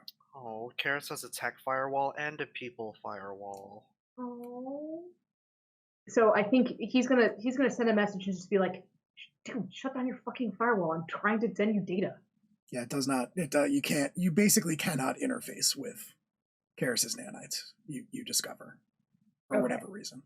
Am I feeling that though? Right. You are, and you could try to override them, but you I don't know. That experience you had was pretty terrifying.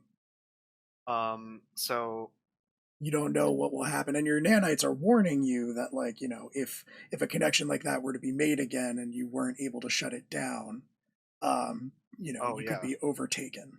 Right. Fuck all that. Right. absolutely not. So, in that case, I'm just gonna send Jax like a little like Like a text message, old fashioned. yeah, with our handhelds, just be like, hey, Yeah. you okay? Emoji. Winch emoji, canyon emoji. Jump emoji. There's a million emojis in the future. Doing great. You get just Yeah. doing great, man. All right. So yeah, Stay you right are. there, dumbass. Do you stay right there, dumbass? Is that a sentence, dumbass, or is that an emoji, dumbass?